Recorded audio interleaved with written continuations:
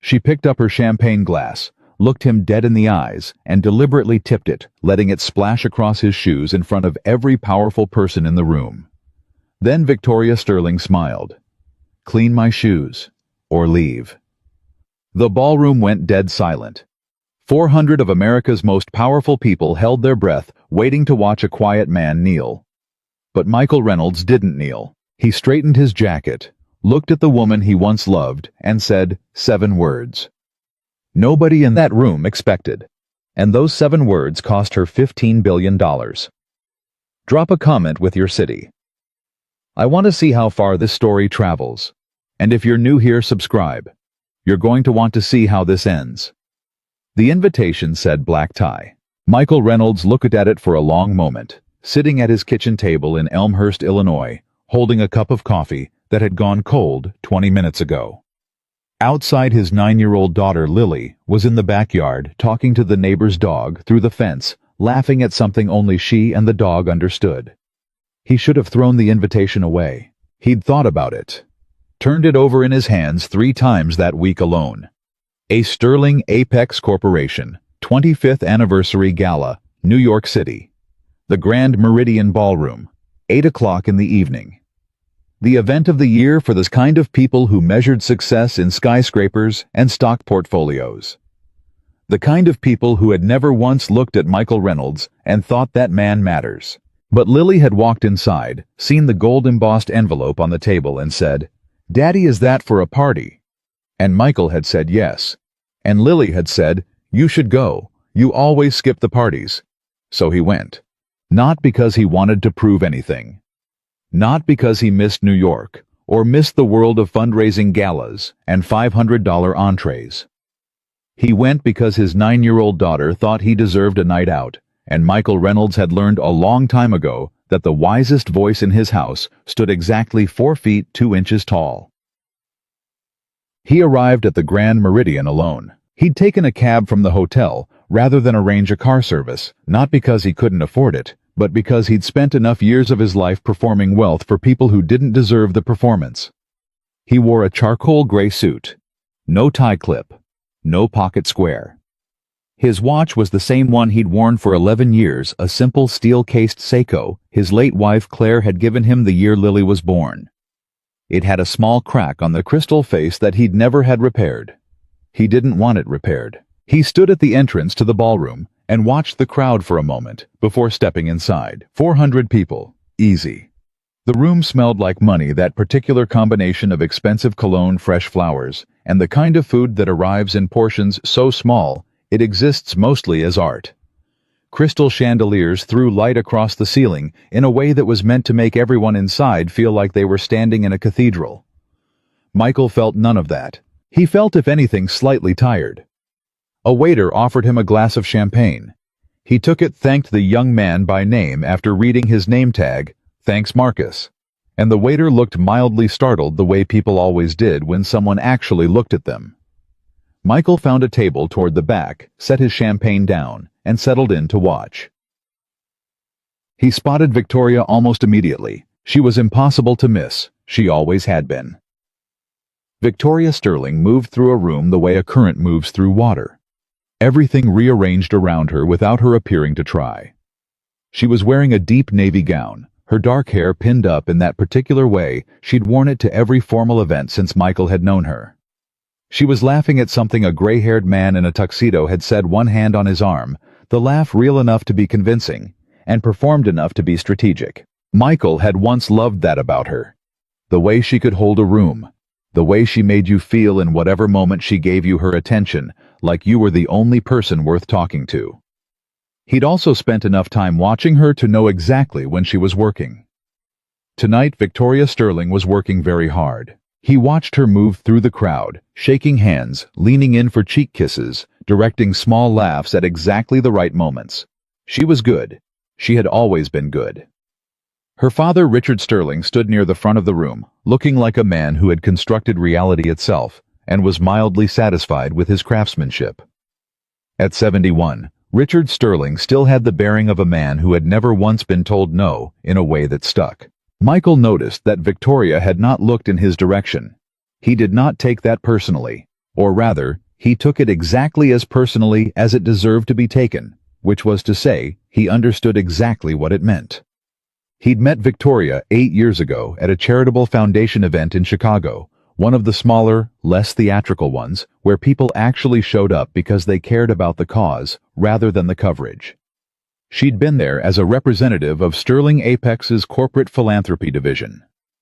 He'd been there because he'd personally funded 40% of the foundation's operating budget for the previous 2 years, and thought occasionally that he should appear at the things he supported. They'd ended up at the same table during dinner. She'd introduced herself. He'd introduced himself. She'd asked what he did. He'd said he worked in private finance, which was accurate, and she'd asked a sharp question about municipal bond markets that surprised him, and he'd answered it honestly, which seemed to surprise her. By the end of the evening, they'd exchanged numbers. By the following spring, they were together. Michael had been careful. He always was. He'd told her early and clearly that he had a daughter, that Lily was the center of his life, and that any relationship in his life would have to understand that without negotiation. Victoria had said she understood. She'd even seemed to mean it, the first time she met Lily. Lily had immediately shown her a drawing she'd made of a horse with wings and asked Victoria if she thought flying horses were plausible from a scientific perspective. Victoria had said completely seriously, "I think the aerodynamics would be challenging, but I'd never rule anything out." And Lily had decided she approved. Michael had thought this could work. He had been careful not to think further than that. What Michael hadn't told Victoria, what he'd told almost no one really, was the full picture. He didn't hide his wealth like a villain concealing a secret identity. It wasn't theatrical. It was simpler and more practical than that. He'd watched what happened to people when they announced money. He'd seen friendships curdle into calculations. He'd watched acquaintances become auditioners. He'd read his own wife's face in her last 2 years of life, and understood that Claire had loved him for who he was, with the lights off and the accounts closed, and that was the only kind of love he trusted. So Michael lived quietly. He drove an 8-year-old Volvo. He bought Lily's school supplies at Target, like every other parent on the block. He coached her soccer team on Saturday mornings, standing on the sideline in a windbreaker that had seen better days, drinking bad coffee from a thermos. And he ran Northbridge Capital Holdings, from a converted office above a bookstore in downtown Elmhurst, with 12 people who were some of the finest financial minds in the country. All of them paid exceptionally well, and all of them by mutual agreement intensely private. Northbridge managed approximately $19 billion in assets. It had at various points over the previous decade quietly inserted itself into situations where major companies publicly traded, closely held, and everything between had teetered on the edge of catastrophic failure. Not because Michael Reynolds was a saint, but because Michael Reynolds was at his core an engineer, and watching something well built collapse from preventable causes offended something fundamental in him. He had never once sought credit for any of it. Victoria's family had their own theories about Michael Reynolds. He became aware of those theories gradually. The way you become aware of a slow leak in the ceiling, not in a single moment, but through accumulation. The first Thanksgiving dinner at the Sterling family home in Greenwich, Connecticut. Richard Sterling had asked Michael, with the particular brand of politeness that is actually condescension wearing a blazer, what exactly his work in private finance involved. Michael had given a general answer. Richard had nodded in the way of a man who has decided he is not interested in the answer, regardless of what it is, and changed the subject to the performance of Sterling Apex's real estate division. At Christmas, Victoria's brother Carter Sterling, 43 years old, the undisputed heir to the family's institutional contempt, had asked Michael in front of 7 other people at the dinner table whether he'd given any thought to getting into something more substantial. Michael had said he was fairly happy with his current work. Carter had smiled in the way people smile when they feel sorry for you and want you to know it. At Easter, one of Victoria's aunts, a woman named Patricia, whose defining characteristic appeared to be a commitment to loudly caring about things that were none of her business, had taken Victoria aside in a way that was specifically designed to be visible to Michael, and said something that made Victoria's jaw tighten and her eyes go briefly flat. Michael had never asked Victoria what Patricia said. He was fairly sure he knew. He also noticed that at every Sterling family event, he was introduced as Victoria's partner or Victoria's friend. And then after a period of time that he suspected felt significant to the family as Victoria's husband. Never with his name leading. Never as Michael Reynolds. Always as an appendage. As a relationship defined by its proximity to something more important. He noticed it. He said nothing about it. He continued showing up because he loved Victoria, or had loved her, and because love is sometimes an exercise in patience, and he had built most of what he had in life on patience. But he also kept his eyes open. 3 years before the night of the gala. Michael's financial analyst, a woman named Diane Cho, who ran Northbridge's research division, with the kind of focused intensity that made other people's best days look casual, had walked into his office at 7:30 in the morning and put a 40-page document on his desk. "Read the first 10 pages, she'd said. "Then tell me what you want to do." Michael read the first 10 pages. Then he read all 40. Sterling Apex Corporation was in catastrophic trouble. Not the kind of trouble that makes headlines. The kind of trouble that stays invisible precisely because the people responsible for managing it are also the people responsible for reporting it. And those two responsibilities had been for approximately 30 months in profound conflict with each other. Bad leveraged positions in commercial real estate. A technology acquisition that had been overvalued by somewhere between $300 and $400 million. A series of operating loans that had been refinanced through a structure that looked defensible until interest rates moved in the direction they subsequently moved, at which point it looked like what it was, which was a gamble that had lost. The company was on its current trajectory, approximately 14 weeks from a liquidity event that would force either emergency restructuring or outright bankruptcy. 14 weeks. Michael sat with that document for a long time. Victoria had not mentioned any of this to him. He did not know if she knew the full extent of it, or if Richard Sterling had kept the worst of it from her, or if she had known and chosen not to say anything, because she was still in the early stages of rationalizing it away. He could have called her. He thought about it, seriously considered picking up the phone and saying, "Victoria, I need you to tell me what's actually happening with the company." But something stopped him. Not cruelty, not calculation. Something more fundamental, the same thing that had made him listen carefully at every family dinner, the same thing that had made him watch carefully at every event. A quiet, patient kind of knowing. If he called her and asked directly, the conversation would be about why he knew, and how he knew, and what exactly private finance meant, and it would go places neither of them were ready for. Instead, he called Diane Cho back into his office. "What do we know about Sterling Apex's current institutional creditors?" he asked. Diane had the answer in 45 minutes. And over the following 6 weeks, through Northbridge Capital Holdings, through structures so carefully constructed that they would take forensic accountants months to fully trace, Michael Reynolds quietly injected enough capital into Sterling Apex's financial architecture to prevent the collapse. He didn't buy the company. He didn't take a controlling stake. He arranged bridge financing. He restructured 2 of the most dangerous debt positions. He provided through intermediary funds the liquidity the company needed to get to the other side of its crisis, and with better decisions going forward, build back to stability. The total exposure just over $15 billion. He saved thousands of jobs. He saved Victoria's career. He saved Richard Sterling's legacy. Though Richard Sterling would never know who had saved it, and Michael Reynolds, standing in that office in Elmhurst, looking at the final signed documents, had actively not wanted him to. He'd told Diane one thing. "This doesn't come back to Northbridge, not publicly, not in any filing or communication that has my name on it. If anyone traces it, they trace it to the funds. That's where it stops." Diane had looked at him for a moment. "You know they'll never thank you," she'd said. "I know," he said. "Then why?" Michael had thought about Lily. About Lily and Victoria playing cards at the kitchen table. Victoria had looked the first year they were together like someone who had finally found a place where she didn't have to perform. He'd thought about all the people at Sterling Apex, the project managers and the analysts and the administrative assistants and the facilities staff who had no idea how close they'd come to losing everything.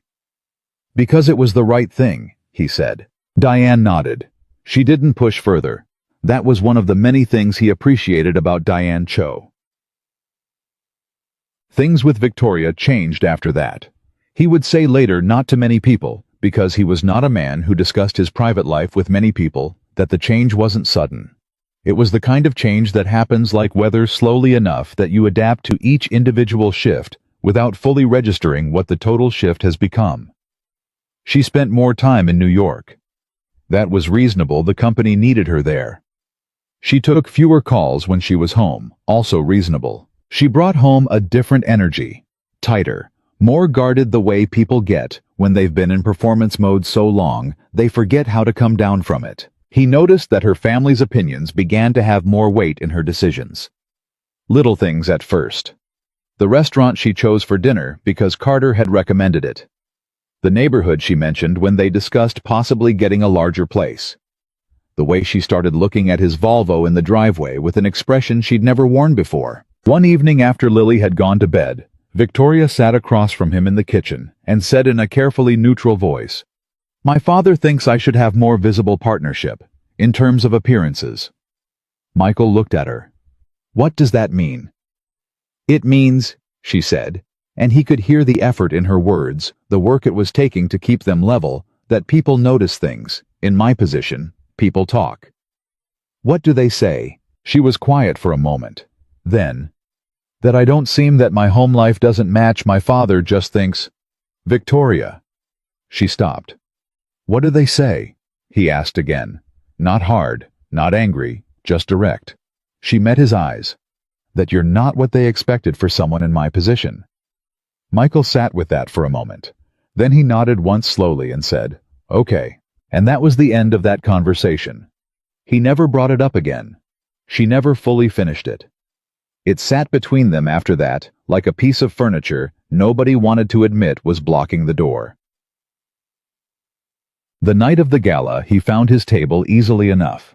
It was in the far back corner of the room behind a column and a flower arrangement that was roughly the size of a mature oak. The table seating card read, "Michael Reynolds," in elegant script, which meant at least someone had confirmed he would be there, which was more acknowledgement than he'd expected. He sat down. A woman at the table introduced herself as the communications director for a Sterling Apex partner firm. He introduced himself. She asked if he was in real estate. He said, "No, private finance." She nodded in the way people nod when they've already decided the conversation isn't productive and are looking for an exit. He didn't push for one. He ate his dinner. He spoke when spoken to, which was not often. He watched the room. He watched Victoria give a speech that was elegant and impressive, and he felt beneath the complicated tangle of what they had become to each other. Or something that was still genuinely proud of her. He noticed during the speech that she did not look toward his table once. He stayed because he'd told himself he would stay. He stayed because leaving early would have been its own kind of statement, and he wasn't ready to make that statement yet. Or more honestly, he hadn't accepted quite yet that the statement was already being made for him. Then Victoria came to his table. She came alone, which surprised him. She moved through the crowd with that purposeful stride she used when she'd made a decision and was committed to carrying it through before she could reconsider it. He recognized the walk. He'd seen it when she was about to have a difficult conversation. I thought for one moment, one small, still human moment, that she was coming to sit beside him. To put her hand on his arm and say something real away from the performance and the columns and the pressure of 400 people who expected her to be flawless. He thought that right up until she was 2 feet from him, and he saw her face, and he understood. She wasn't coming to him. She was coming to the situation he represented. The embarrassment. The exposed inconsistency. A man in a gray suit at the wrong table belonging to a life she was trying to distance herself from. Her glass tilted.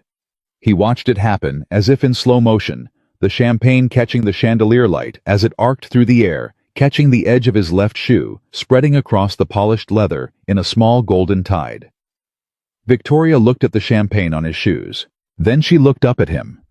Around them, the nearest tables had gone quiet.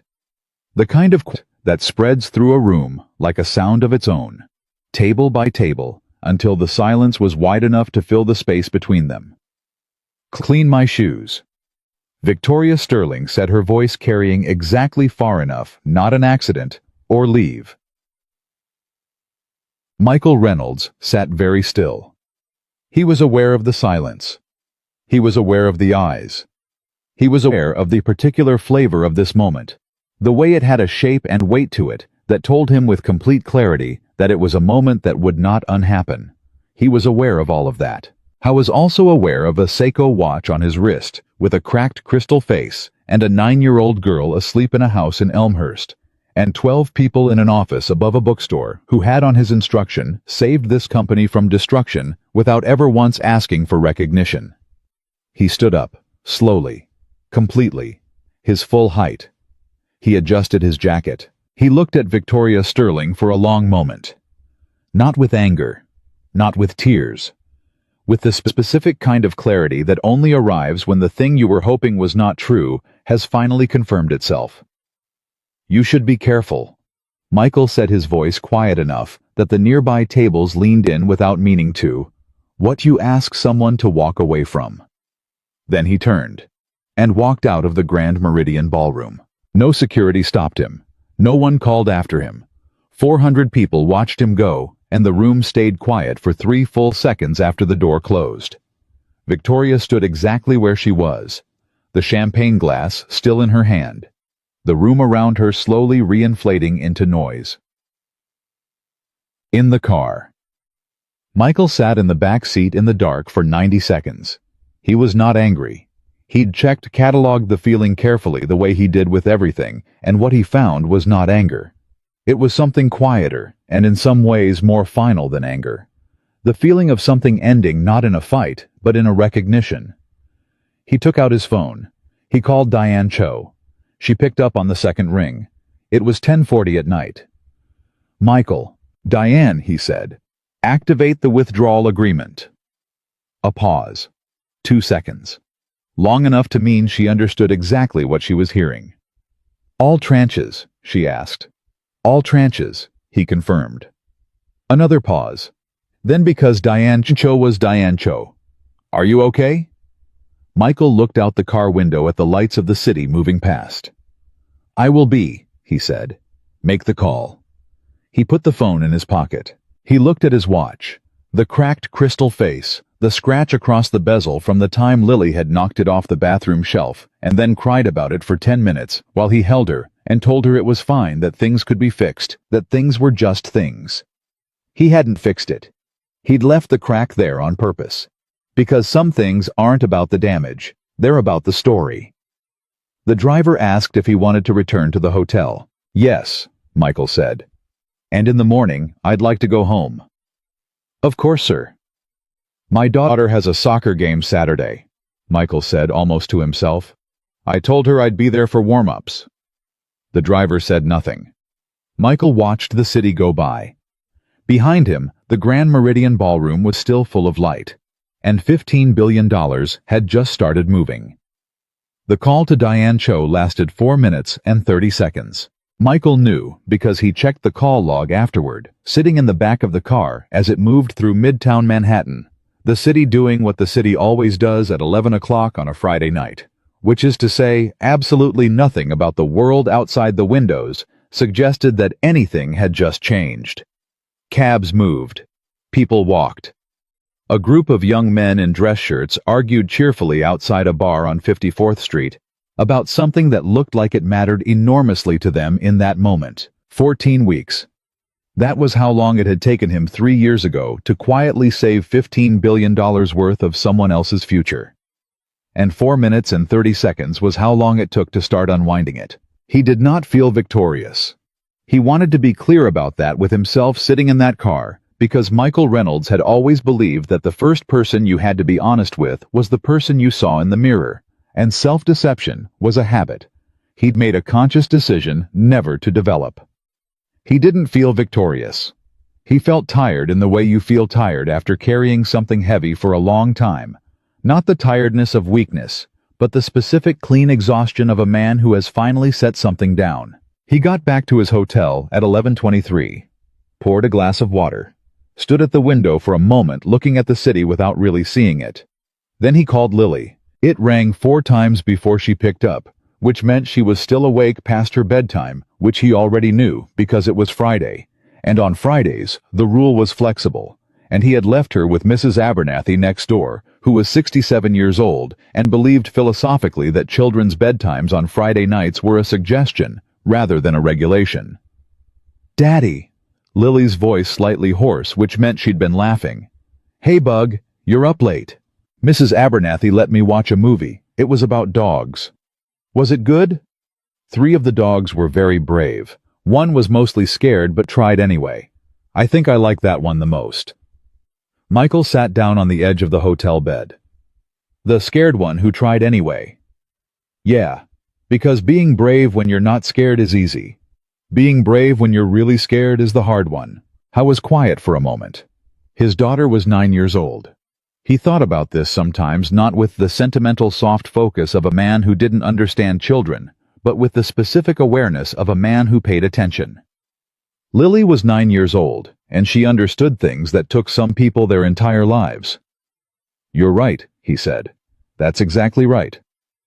"How was your party?" "It was a long night." "Did you eat good food?" "The food was fine, not as good as your grilled cheese."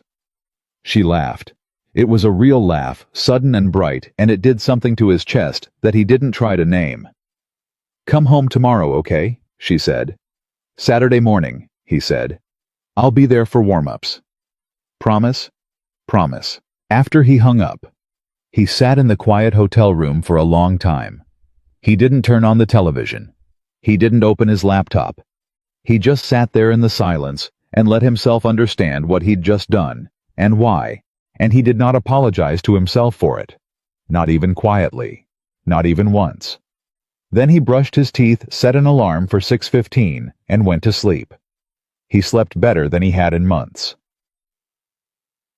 Diane Cho did not sleep at all. She was at her desk by midnight, which was not unusual. Diane had a relationship with sleep that could best be described as occasional, and by 12:30 she had already drafted the first series of notices to the intermediary funds. By 2 in the morning, she had reviewed the withdrawal agreement for the 4th time, because Diane reviewed things 4 times before she was satisfied with her understanding of them, and she wanted to be completely certain of what she was doing before she did it. The withdrawal agreement had been drafted 18 months earlier. Michael had commissioned it quietly through outside counsel, around the time he'd sat in his office after a Sterling family dinner and spent an hour writing nothing on a legal pad while he worked through something he wasn't ready to name yet. The agreement was elegant in its construction. Diane appreciated elegance in legal documents the way some people appreciate it in architecture. It allowed Northbridge to withdraw its financial support from the structures it had built around Sterling Apex in a sequence specifically designed to be orderly rather than catastrophic. It was not designed to destroy the company. It was designed to stop holding the company up. There was a difference. Michael had been explicit about that difference. "I'm not in the business of burning things down," he'd said when they'd first drafted it. "I just want the option to stop building things up for people who don't deserve it." 18 months ago, Diane had nodded and filed the document and hoped it would never need to be used. At 2:15 in the morning, she sent the first series of instructions. She did this without drama, without ceremony, with the same focused efficiency she brought to every task, because Diane Cho believed that the way you did something said as much about you as the fact that you did it. She sent the instructions, confirmed receipt from 3 separate parties, documented the timestamp, and then sat back in her chair and allowed herself 30 seconds of simply being a human being who understood the weight of what she'd just set in motion. 30 seconds. Then she made herself a coffee and moved on to the next item. In Greenwich, Connecticut, in the Sterling family estate, Richard Sterling was in his study when his phone rang at 2:47 in the morning. He picked it up because Richard Sterling, at 71 years old, had a rule: middle-of-the-night calls were always answered. He'd built his career on the principle that the people who picked up at 3 a.m. were the people who still had careers at 60. The voice on the other end was his head of corporate finance, a man named Gerald Hooper, who had been with Sterling Apex for 19 years, and who in those 19 years had never once called Richard Sterling at 3 in the morning. "Richard," Gerald said. His voice had a quality to it that Richard didn't immediately identify, and then did. It was the sound of a man trying very hard to stay calm and not entirely succeeding. "Gerald, talk to me. We have a problem with the Meridian Fund positions." "What kind of problem?" A pause. "The kind where I'm recommending you don't wait until morning." Richard Sterling sat up straight in his chair. He'd been married to this industry for long enough to know what that phrasing meant. It meant the building is not on fire yet, but someone is holding a match, and you should not wait to see what they decide to do with it. "What positions?" Gerald told him. Richard Sterling listened for 4 minutes without speaking. Then he said in the very controlled voice of a man who has spent 50 years never letting the room see him sweat. "Get me Henderson at First Atlantic. Get me Margolis at the Morrison Group. And get me the full exposure summary on my desk by 6 a.m. "Already pulling it," Gerald said. "Gerald." "Yes."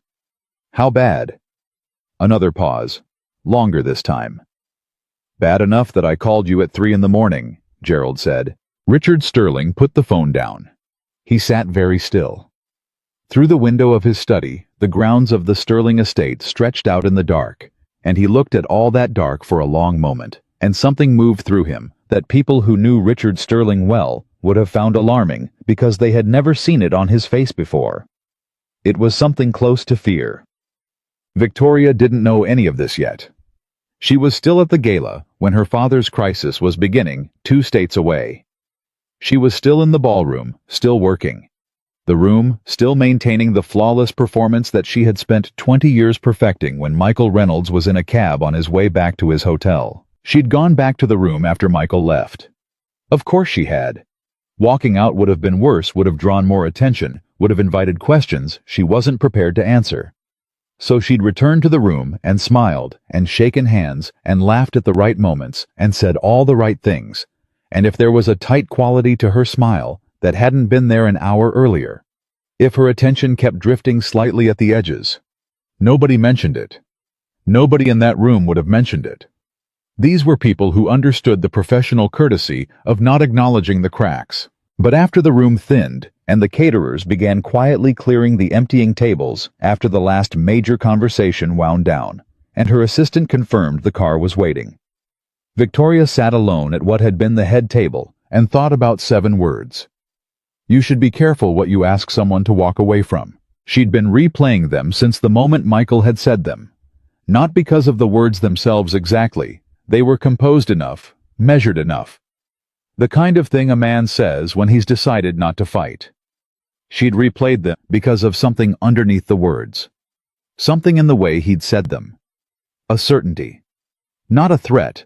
Not exactly, more like a statement of fact from a man who knew something she didn't.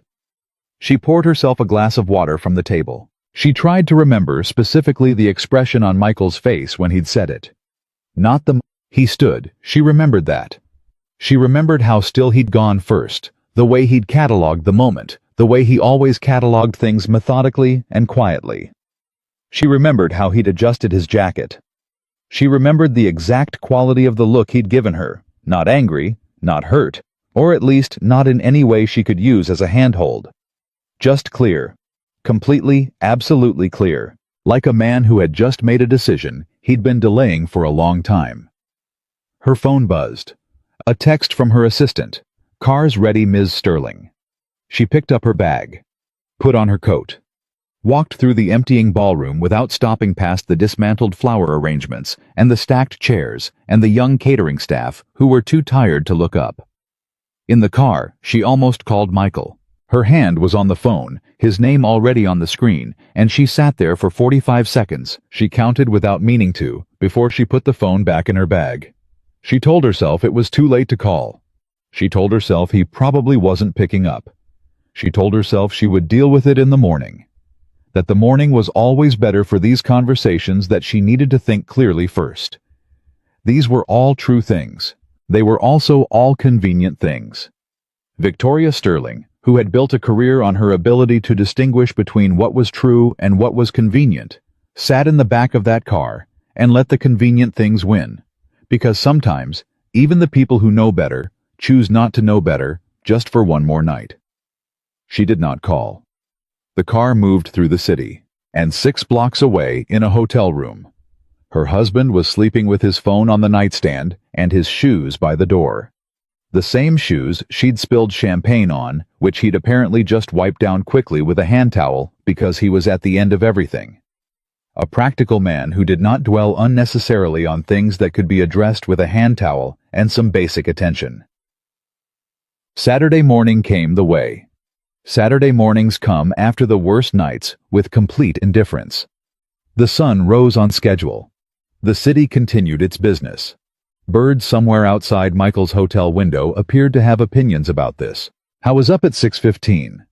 Showered, dressed, the gray suit folded and packed, replaced with jeans and a pullover that Lily had given him an opinion on once. "Daddy, that's your good pullover," which in Lily's taxonomy meant it was acceptable for non-soccer-related public appearances. He had coffee sent up, checked his phone. He had 14 missed calls, not from Victoria. From 3 numbers he didn't recognize, probably Sterling Apex people, who had somehow gotten his personal number, which was impressive, given how carefully he guarded it from Gerald Hooper, whose name he recognized from various Sterling Apex financial documents, and from a number with a Connecticut area code that he was fairly confident was the Sterling estate. He also had a text from Diane sent at 4:17 in the morning. It said, "Phase 1 complete. Call me when you're up." He called her. She picked up on the first ring. "How are you?" "Good. Tell me where we are." Phase 1 notices went out at approximately 2:15. By 4 a.m. we were seeing the first ripple effects on the meridian positions.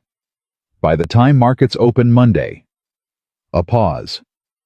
It's going to be a significant morning for their board. Expected. Ahead of projection, actually. The structure was more fragile than even our analysis suggested. Michael was quiet for a moment. "Okay, stay with it. Don't accelerate and don't brake. Let it move at its own pace." "Understood." A beat. "Michael, there's something else." "Tell me." "Henderson at First Atlantic called us at 3:45 this morning, not looking for us specifically. They don't know it's us." "Not yet, but they were asking questions about the Meridian Fund, and they were asking questions that suggest they're going to start tracing the structure. When they trace the structure, they're going to find their way to Northbridge." "How long?" "At the pace they're moving, Monday or Tuesday. Wednesday at the latest." "Okay," Michael said. "When they find us, have the documentation ready. Full transparency. We've broken no laws, we've violated no agreements. Everything we did correctly, and I want that on record in the clearest possible terms." "Already prepared." "Good." He looked at his watch. The cracked crystal, the familiar scratch. "I need to get to the airport. I have a soccer game." Diane made a sound that might have been a laugh if Diane Cho had been the kind of person who laughed freely, which she was not, but which she allowed herself occasionally, and only with Michael. "Give Lily my best." "I will. Call me if anything breaks before Monday." "You'll be the second call." "Who's the first?" "Myself," Diane said. "So I can be calm by the time I call you." I was on the 7:50 flight to O'Hare. He had a middle seat, which was fine. He was not a man who needed a window seat to feel like himself. He had a book, A History of the Manhattan Project, that he'd been reading slowly and with great interest for 3 weeks, and he read for most of the flight, or appeared to be reading. Though his eyes occasionally stopped moving across the page, and he was somewhere else entirely for a moment or two, before returning. His phone was in airplane mode. He'd checked it before boarding 22 missed calls now, including one from Victoria at 8:14 in the morning, which meant she'd woken up and heard something or someone had called her first, or she'd simply made the call she hadn't made the night before. He didn't call back from the gate. He got on the plane. This was not cruelty. He wanted to be clear about that in his own mind, for the same reason he'd been clear about the Victory thing. Michael Reynolds tried very hard to know the difference between a necessary action and a cruel one, because he'd met enough people in his life who confused the two, who dressed cruelty up in the language of necessity and called it making hard choices. He wasn't calling back from the gate because he was on a plane, and because he had a soccer game to get to, and because whatever Victoria needed to say to him was not something that could be properly said in an airport terminal at 7:40 in the morning. I got on the plane. he read his book. When they landed at O'Hare at 9:45, he was one of the first people off because he'd only brought a carry-on. He picked up a coffee from the first stand he saw, walked to the parking garage, got in his Volvo, which had been there since Thursday, and drove to Elmhurst. He parked in front of the house at 10:30. Mrs. Abernathy's front door opened before he'd made it to his own porch, and Lily came out at a dead run, still in her pajamas. Dinosaur print green, and hit him at approximately the speed of a small freight train, which was roughly what being hugged by Lily felt like when she decided a hug was necessary. He caught her. Held on. "You're early," she said into his shoulder. "I told you I'd make warm-ups." "Warm-ups aren't until noon." "Then I'm very early." She pulled back to look at him. 9 years old, her mother's eyes, his stubbornness. He'd long since accepted that she'd inherited the specific combination of these traits that would keep him busy for the rest of his life. "You look tired," she said. "I'm fine, Bug."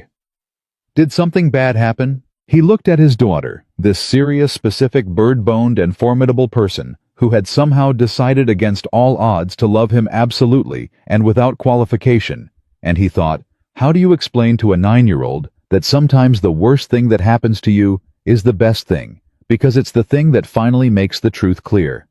You don't. Not yet. Not today.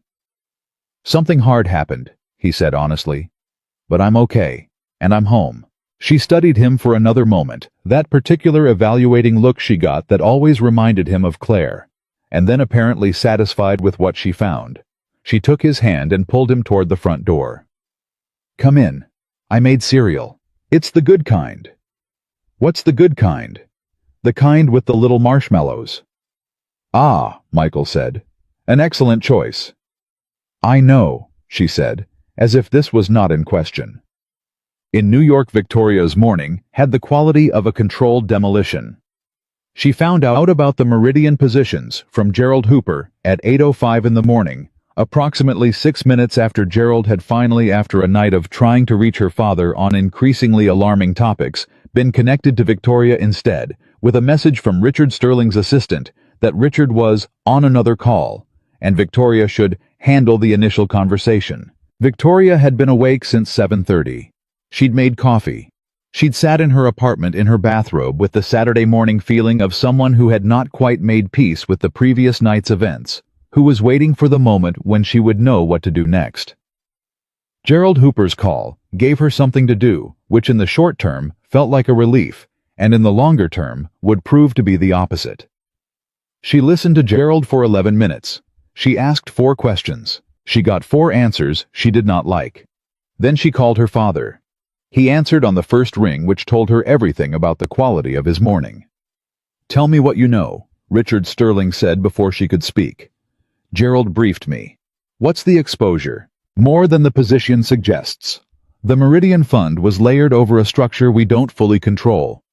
Someone built a support framework around our core positions 2, maybe 3 years ago." His voice was tight. "Not panicked." Richard Sterling. Did not panic, had never panicked. Considered panic. A form of weakness that he'd systematically worked out of himself over 50 years. But tight. Controlled in the way of a man working hard to keep it controlled. "We're trying to trace it. And it goes deep, Victoria. This wasn't a simple hedge fund position. This was infrastructure. Whoever built this, they knew what they were doing. They understood our structure better than some of our own people." Victoria sat very still, because something had just moved through her. Not quite a thought yet. More like the precursor to a thought, the specific sensation of a mind beginning to make a connection. It isn't ready to fully make yet, reaching for something at the edge of what it knows, and finding the shape of something unexpected. She thought about 7 words. She thought about a man in a gray suit who worked in private finance and had never, not once in 7 years, told her specifically what that meant. "Dad," she said slowly, "who's running the trace?" "Henderson's team at First Atlantic." "Why?" "Tell them to look for a fund called Northbridge Capital Holdings." Silence. "Why?" Richard Sterling said. "Because," Victoria said, and she could feel the ground moving under the word, the way it felt to say something you couldn't unsay. "I think I know who built it." Gerald Hooper called her back at 11:15. "We found Northbridge," he said. And then, because Gerald Hooper was a man who had been in corporate finance for 19 years and had delivered bad news to powerful people with some regularity, he paused, the way a doctor pauses before telling a patient what the scan found. "Victoria, the total exposure is, tell me the number." "North of 15 billion. That's our best estimate as of this morning, and it could be higher when we've finished unwinding the full structure." Victoria did not say anything for a moment. $15 billion.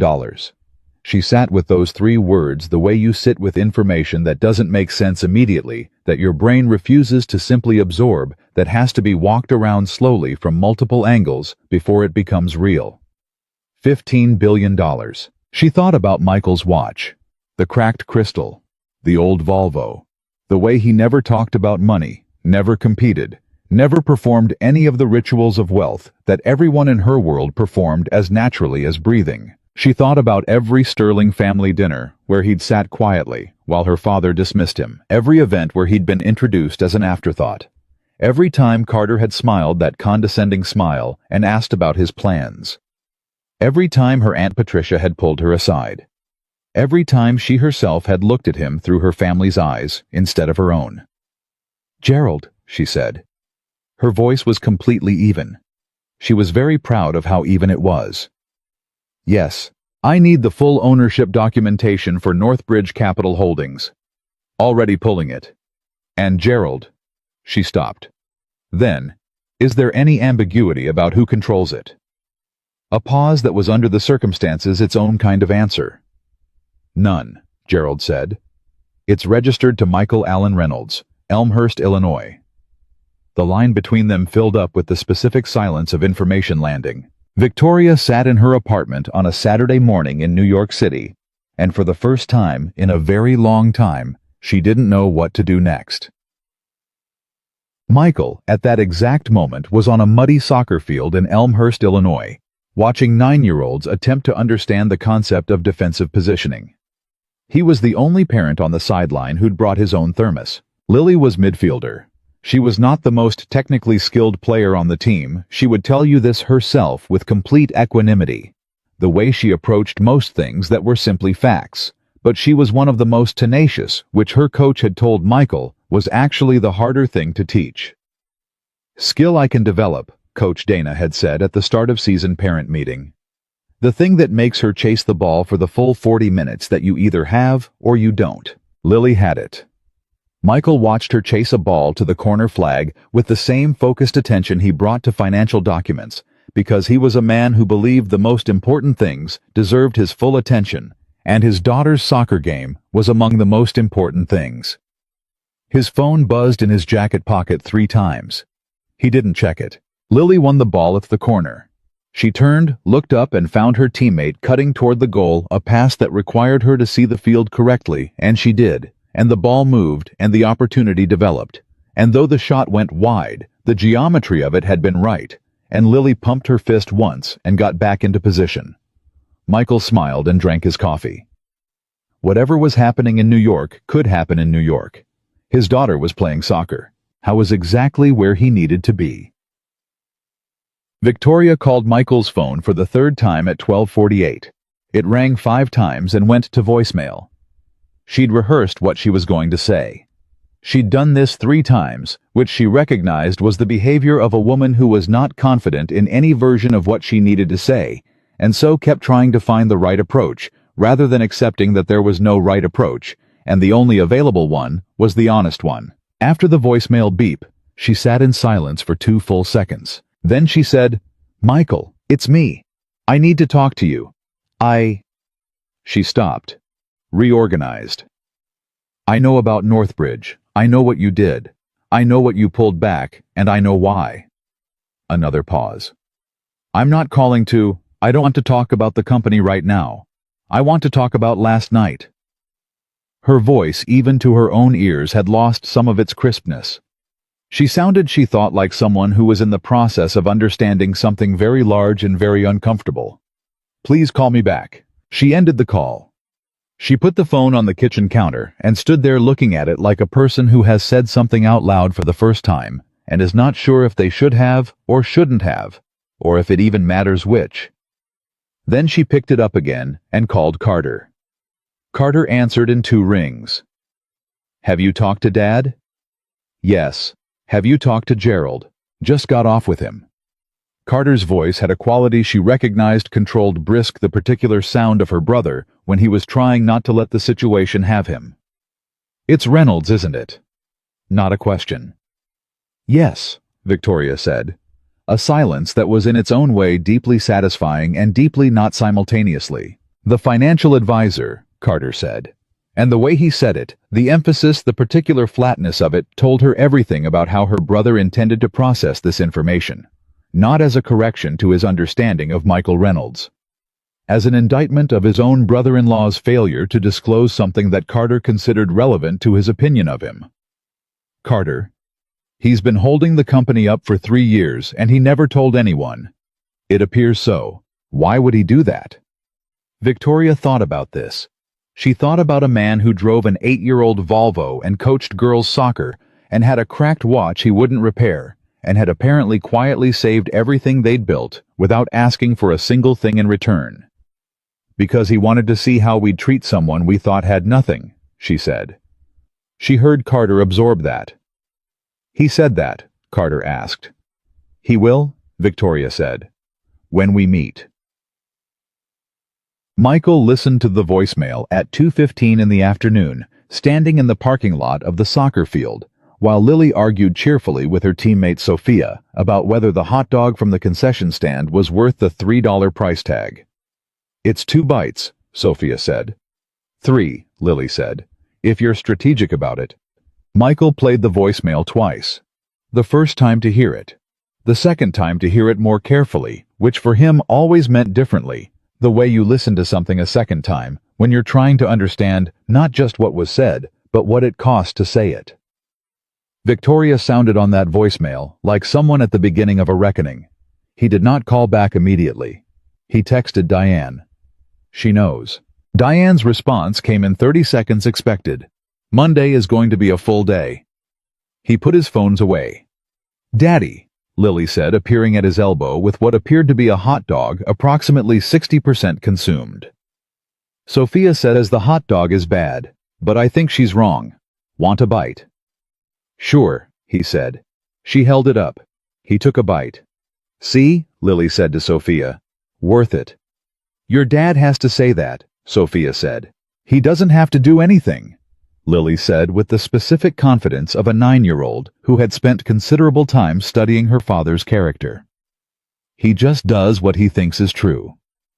Michael looked at his daughter. Sophia considered this for a moment. "Okay," she said. "Fine.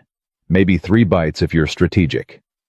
He put his arm around Lily's shoulders as they walked to the car. Some things he thought were simply exactly what they appeared to be. A soccer field. A slightly overpriced hot dog. A 9-year-old who understood him more completely than most adults he'd ever met. Everything else, the phone calls, the balance sheets, the conference rooms where people in expensive suits were right now trying to understand how a man in a gray suit had been carrying their world, all of that would still be there Monday morning. And Monday morning, he would deal with it. Directly, clearly, and entirely on his own terms. Monday morning arrived the way serious things always arrive, not with warning, but with the particular inevitability of something that had always been coming and had simply finally decided to show up. Michael was at his desk by 7:45. Not the Northbridge office above the bookstore. He'd decided after some thought over the weekend that Monday warranted a different kind of presence. He was at the main desk in his home office, the room at the back of the house that Lily called Daddy's thinking room, because he spent more time in it thinking than doing anything that looked like conventional work. He had 2 monitors, a legal pad, and a coffee that was actually still hot, which he considered a reasonable start. Diane had sent him a briefing document at 6:30 in the morning. He'd read it twice. The situation at Sterling Apex was developing exactly as projected, which in practical terms meant it was developing faster than anyone inside the company had expected, because the people inside the company had not known what they were dealing with for the past 3 years and so had nothing to calibrate against. The Meridian positions had shown significant stress at Friday's market close. Over the weekend, 3 of the Sterling Apex board members had been briefed. 2 institutional creditors had made calls that were politely urgent in the way of creditors who have not yet decided whether to be panicked but are keeping the option warm.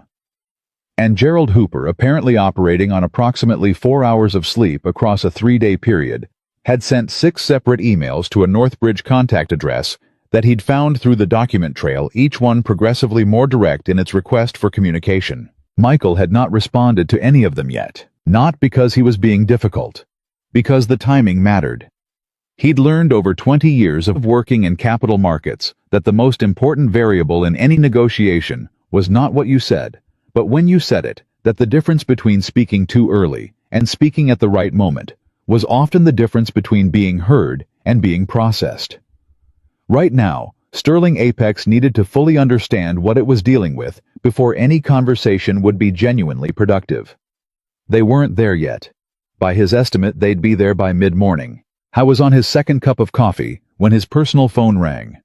Not the Northbridge line, his personal number, which he'd given to fewer than 30 people in his life. It was Richard Sterling. He looked at the name on the screen for 2 full rings. Then he picked up. "Richard," he said. A pause on the other end. Brief, but there. Michael recognized it as the pause of a man who had prepared for various opening responses and was now adjusting because the one he got was simply his name spoken without ceremony. "Michael." Richard Sterling's voice on a Monday morning after what had clearly been a brutal weekend still had its shape. It was one of the things Michael had always grudgingly respected about the man that the voice held, even when the situation didn't. "I think we need to talk." "I think so too," Michael said. "I'd like to do it in person." "That works for me." Another pause. Shorter. "Can you come to New York?" "I can come to New York Wednesday," Michael said. "I have commitments tomorrow that I can't move." He heard something shift on the other end of the line, a small recalibration, the sound of a man adjusting to a schedule that was not organized around his convenience. Richard Sterling, in Michael's experience, was not accustomed to being slotted into someone else's Wednesday. "Wednesday," Richard repeated. "Wednesday," Michael confirmed. 2 o'clock works for me. Sterling Apex offices." "Fine." A beat. "Michael." He stopped, then started again. "I've been looking at the Northbridge documentation." "I expected you would be. I've been looking at it since Saturday morning." His voice had something in it that Michael had never heard from Richard Sterling in 8 years of knowing him. Not quite humility. Richard Sterling was constitutionally incapable of full humility, and Michael didn't hold that against him. It was simply how the man was built, but something adjacent to it. Something that knew it was approaching territory it didn't have a map for. "I want to understand why." "We'll talk Wednesday," Michael said. "I'd like to understand now." "Richard." Michael's voice was not unkind. It was simply certain. "You've waited 3 years to understand something you didn't know was there. You can wait until Wednesday." A silence. "All right," Richard said. "Wednesday." Michael put the phone down. He made a note on his legal pad. Then he went to the kitchen and got a 3rd cup of coffee and stood at the window watching a squirrel conduct a dedicated investigation of the bird feeder. And he thought about nothing in particular for about 4 minutes, which for Michael Reynolds was the equivalent of what other people called meditation. Then he went back to work. Victoria called at 9:17. He picked up on the 3rd ring. "You got my voicemail," she said. Not a question. "I did." "You didn't call back?" "No," he said. "I didn't." She was quiet for a moment. He could hear in the quality of the silence that she was in her office, the particular ambient density of a high-floor New York office on a Monday morning, the specific kind of controlled background noise that indicated everyone around her was also dealing with a crisis and pretending very hard that they weren't. "The board called an emergency session this morning," she said. "I know. You know. Diane follows the filings." A pause. "Of course she does." Something shifted in her voice, not quite bitterness, more like the specific weariness of someone who is only now fully understanding the scope of what they didn't know. "Michael, the board is asking questions I don't have answers to. My own company's financial structure, and I'm sitting in a room full of people asking me to explain something She stopped. Victoria, I'm not calling about the company, she said, sharper now, more herself. I told you that in the voicemail. I'm calling about us. I know that too, he said. Then why didn't you call me back? He considered how to answer that honestly. It took him a moment, which was unusual for him. Michael was generally not a man who needed extra time to locate the truth in a situation. But this particular truth had a texture to it that made simple articulation insufficient. Because I needed to be sure, he said, that when we talked, I was talking to you. Not to the company situation. Not to damage control. To you. Another silence. This one had a different quality. And now, she asked. Now your board has had their emergency session, and your father has already called me, and the immediate crisis management layer is in motion. Which means, if you're calling me now, you're calling because you chose to. Not because you needed to. He heard her exhale. It was a long exhale, the kind that carries more than breath. Wednesday, she said. My father said Wednesday. 2:00. I'll be there. A pause. Michael, for what it's worth. Victoria, not now. I need to. What you need to say will matter more Wednesday, he said. Right now, it will just sound like the crisis talking, and you deserve better than that, and so do I. She was quiet for a long moment. Then, you sound so certain about everything. I'm certain about what matters, he said. I'm uncertain about quite a lot of the rest. Another pause. Quieter now. More real. How's Lily? Something moved through him at that. Small. Warm. She's good. Scored a goal Saturday. She did? And the genuine quality of the pleasure in Victoria's voice, the way it had broken through everything else completely without her trying. That small flash of real told him something. He filed away carefully. Left side. She was very strategic about it. Victoria made a sound that was almost a laugh. Tell her congratulations from me. I will, he said. He meant it. After he hung up, he sat for a moment. Then he wrote on the legal pad, Wednesday, 2:00 p.m. Full documentation. Diane on standby. He looked at what he'd written. Then he wrote one more line because Michael Reynolds had a habit of writing down the things that mattered most plainly and simply, the way other people might say them to themselves, but rarely committed to paper. Stay clear. Stay honest. This is not about winning. He looked at it for a moment. Then he underlined it. The story broke publicly on Tuesday at 11:50 in the morning, 18 minutes before noon, which Diane would later note was both faster than expected and entirely consistent with how these things moved when multiple institutional parties were all independently trying to understand the same situation, and one of them talked to someone they shouldn't have. The initial report appeared on a financial industry publication, not a major outlet, but one read carefully by everyone who needed to be reading it, and it was careful as these reports go, which is to say, it contained nothing false, nothing that couldn't be sourced, and nothing that failed to imply everything significant. Its headline read, Anonymous Private Fund, linked to major sterling Apex debt restructuring source, Northbridge Capital Holdings. By 12:30, it had been picked up by 3 larger outlets. By 1:15, the story had the name Michael Reynolds in it. By 2:00, Michael Reynolds was the lead item on 2 financial news channels, which he was aware of because Diane texted him at 2:03. You're on television. 2 channels. Don't turn it on. He didn't turn it on. I was in his car at that point, picking Lily up from school. She came out through the front doors of Jefferson Elementary at 2:15, with her backpack on one shoulder and her jacket half unzipped, which was her standard configuration, regardless of the weather, and she got into the car and said, "Hi, Daddy," in the voice that meant she'd had a good day, and didn't feel an urgent need to report on it, which was one of her more endearing qualities. "Good day," he asked. "We did fractions," she said. "I got them all right." "Nice." Also, Tyler got in trouble for throwing an eraser. The classic. He always does it. she said with the weary authority of someone who has been managing Tyler's eraser situation for approximately 2 school years. Every time Michael drove home, he did not tell Lily that he was on the news.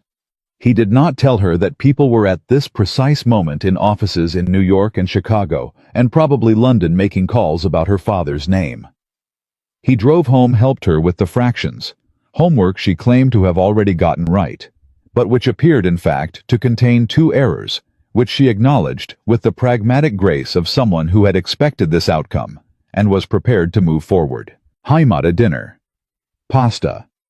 She helped stir the sauce, which always resulted in more sauce on the counter than in the pot. But he'd long ago decided that the efficiency of the cooking was less important than the act of cooking together. His phone buzzed 14 times during dinner. He left it on the counter. After dinner, after Lily was in bed, and he'd read 2 chapters of the book they were working through together, a story about a boy and a lighthouse and a storm at sea. He sat back in the living room and let himself exist in the quiet for a moment. In the house that was his, with his daughter asleep 10 feet away, with his work in order and his conscience clear and his decisions made and owned completely. Then he picked up the phone and called Diane. "How's it looking?" he asked. "Like exactly what it is," Diane said. "A story about a man who saved a company from the inside and nobody knew. Every outlet is going in a slightly different direction, but they're all working from the same basic fact set." A pause. "There's a lot of public opinion developing." "In what direction?" "Sympathetic mostly. There's a narrative forming: the quiet man, the underestimated investor, the company that didn't know who was holding it up. It's," she seemed to be choosing her words, "it's playing as a certain kind of story." "What kind?" "The kind people root for," she said. Michael was quiet for a moment. "I didn't do it to be rooted for." "I know that. The internet doesn't know that yet." A beat. "Do you want me to put out any kind of statement?" "No statement," he said. "Let it be what it is. The facts speak accurately enough." "And Wednesday we go in, we tell the truth, and we decide what comes next." Diane was quiet for a moment. "You know they're going to ask you to come back in." "You know they're going to ask you to come back in, to stabilize the positions, to re-engage the fund structures." "I know." "What are you going to say?" Michael thought about this. He thought about 14 weeks and $15 billion and a company full of people who'd had no idea how close they'd come to losing everything. He thought about Gerald Hooper on the phone at 3 a.m, controlled and frightened. He thought about all the analysts and project managers and support staff who had nothing to do with the decisions that had nearly destroyed their company and everything to lose from its failure. "I don't know yet," he said. And this was true, and he said it because he did not deal in false certainty when genuine uncertainty was the accurate thing. "Fair enough," Diane said. "Get some sleep," he told her. "Bold suggestion," she said. Wednesday, 2 o'clock. The Sterling Apex building in Midtown Manhattan occupied 11 floors of a tower on Park Avenue, and its lobby had the particular brand of corporate confidence that expressed itself through marble floors and the specific ambient hum of a building that believed very firmly in its own permanence. Michael walked in at 1:53, wearing a blue suit, not the gray one. He'd made a deliberate choice about the gray one, with a briefcase that contained documentation Diane had prepared and a legal pad with 4 items written on it in his own handwriting. The receptionist recognized his name from the security list. She was very professional about it. He appreciated that. He was escorted to the 32nd floor conference room. It was a long room, with a long table and a view of the city, through windows that were doing exactly what expensive windows do, which is, make the outside world look like something curated. 6 people were already in the room when he arrived. Richard Sterling sat at the head of the table. He looked, Michael thought, like a man who had spent a weekend being unable to control something which for Richard Sterling was a relatively novel and clearly unwelcome experience. His color was not what it had been at the gala. His suit was immaculate. His bearing was exact. But the eyes had something in them that Michael had not seen before in 8 years of knowing him. To Richard's left sat Victoria. She was in a gray jacket that Michael recognized. She'd bought it in Chicago years ago, on a Saturday afternoon when they'd walked through Lincoln Park in October and wandered into a store because Lily said she wanted to see if dogs were allowed inside. Dogs were allowed inside. Victoria had found the jacket. Michael had thought she looked like herself in it. He noticed she'd worn it today and understood that this was probably intentional. Carter Sterling sat at the far end of the table. Carter had the look of a man who had spent 48 hours revising his entire assessment of another person and had not fully arrived at the revised version yet. He was carrying an expression that wanted to be confrontational and kept sliding into something more complicated. Gerald Hooper sat midway down the table with a tablet and 3 folders, and the appearance of a man who has been awake for 4 days and has made peace with this. 2 attorneys. Michael didn't know sat near the window. Michael set his briefcase on the table, took out his legal pad, set it where he could see it. Then he looked around the room and said, "Before anyone else speaks, I want to say one thing." The room gave him the silence to say it. "I'm not here to negotiate," Michael said. "I'm not here to make demands. I'm not here to explain why I was right or why you were wrong. I'm here because this is where an honest conversation can happen, and an honest conversation is what's needed." He looked at Richard.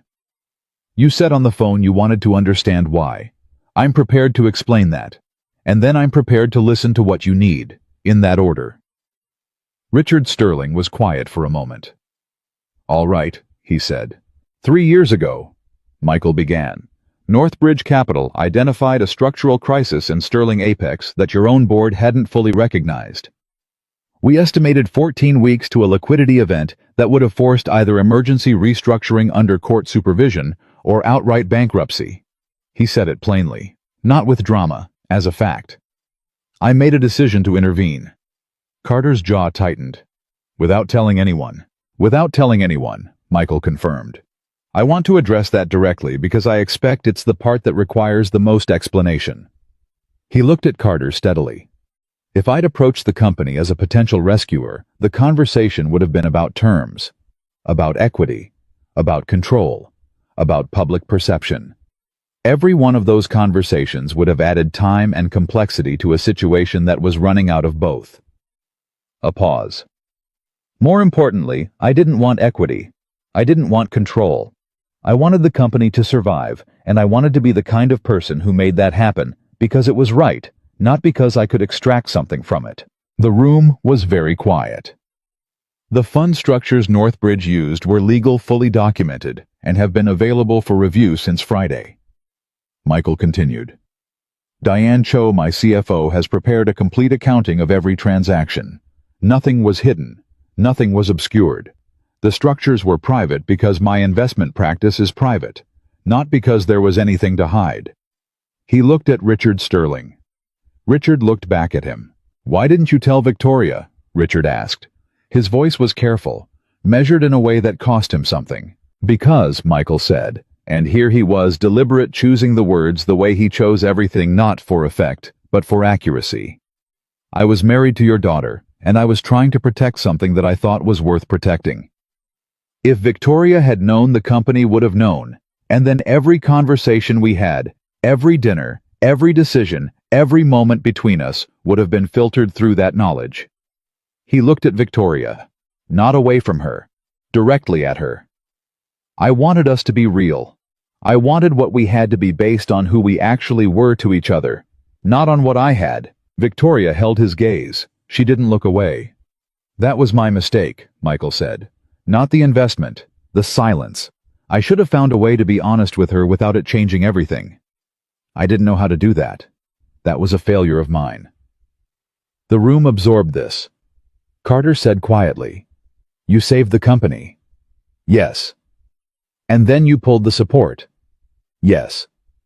"Because of what happened at the gala." Michael looked at Carter. "Because of what the gala made clear," he said. "There's a difference. The gala didn't cause the problem. It confirmed something I had been trying not to see for a long time. That the people I was protecting, not the employees, not the company, but the people at the top of it, the people who had consistent access to who I was and chose their own version instead, those people had made a decision about me that wasn't going to change." He let that sit. "I'm a patient man, but I'm not infinitely patient." Carter looked down at the table. The first time in Michael's memory that Carter Sterling had looked down at anything. Then Richard Sterling said something that Michael had not expected. "You're right," Richard said. "Just that. 2 words. The way some men say things that cost them more than it appears. We made a decision about you," Richard continued. "And we made it early, and we never revisited it. Not because of anything you did, because you didn't fit the pattern we were comfortable with." He stopped. "That was wrong. I'm telling you that directly." Michael looked at Richard Sterling for a long moment. He thought about the last 8 years.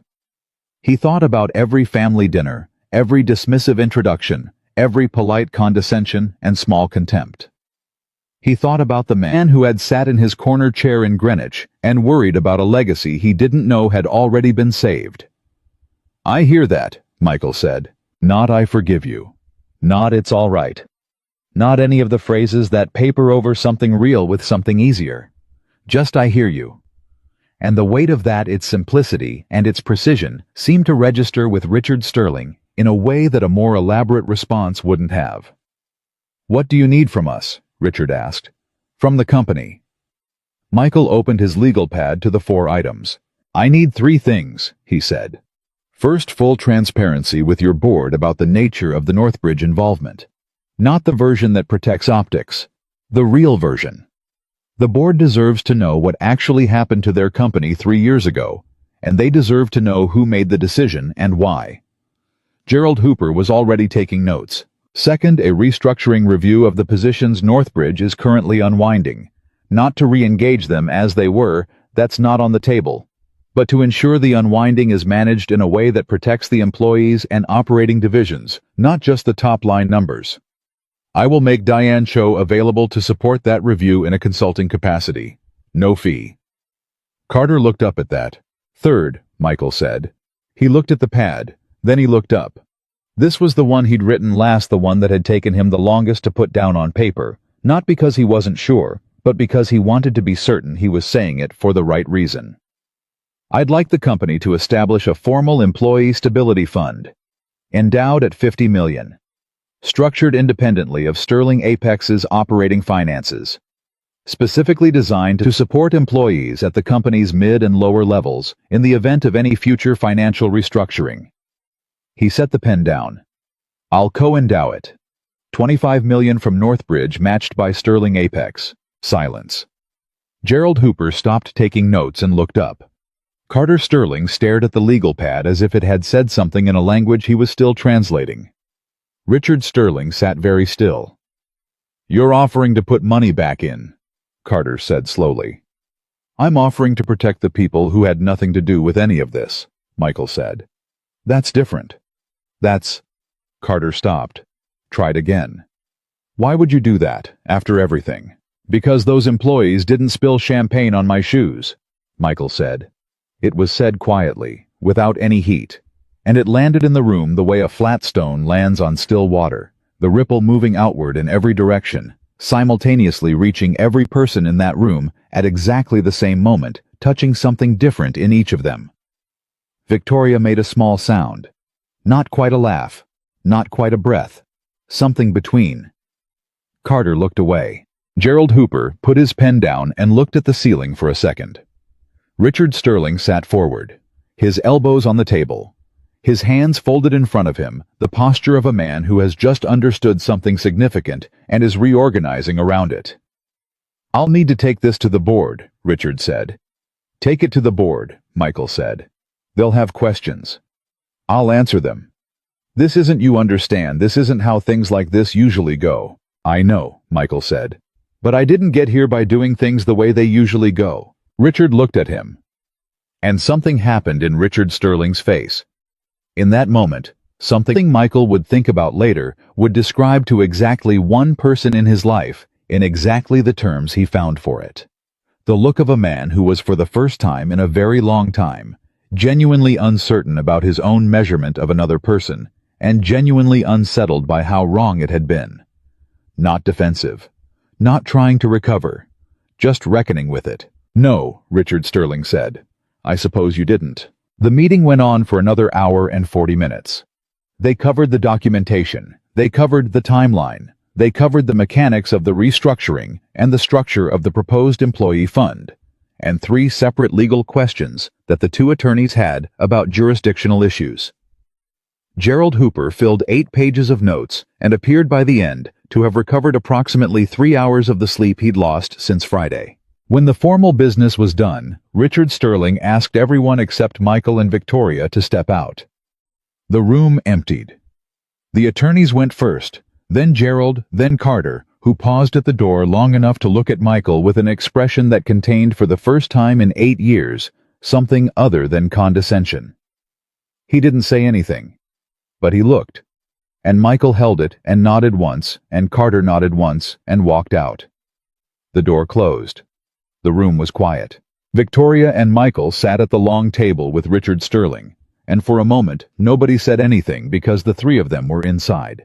A moment that was very old and very complicated, and deserved the space of at least a few seconds. Then Richard Sterling stood up. He came around the table. He stopped in front of Michael, who had also stood, and Richard extended his hand. Michael took it. They shook hands. A real handshake. Not the boardroom variety, the other kind. The kind where 2 men are acknowledging something between them that doesn't require more words than the grip. "I was wrong about you," Richard Sterling said. "You didn't have all the information," Michael said. "I had enough information," Richard said. "I chose not to use it." He held the handshake for a half-second longer than necessary. "I'm sorry, Michael." Michael looked at this man, 71 years old. Everything he'd built and defended and been too proud to re-examine, and found that what he felt was not satisfaction. Not the particular private warmth of being vindicated. What he felt was more complicated and more human than that something tired and something sad and something that recognized itself in the old man across from him more than he'd expected to. "I accept that," Michael said. Richard Sterling nodded. He let go. He left the room. And then it was just Michael and Victoria. She was still at the table. She had not stood. She was looking at her hands, which were folded in front of her, the same way her father's had been a few minutes ago, and Michael noticed this, the way he noticed everything quietly, carefully, without judgment. "Michael," she said. "I know," he said. "I need to say it anyway." He sat down again. Not because he needed to hear it, because she needed to say it, and he was still a man who understood what people needed, even when, especially when the relationship between them had become something unresolvable. "What I did at the gala," Victoria said.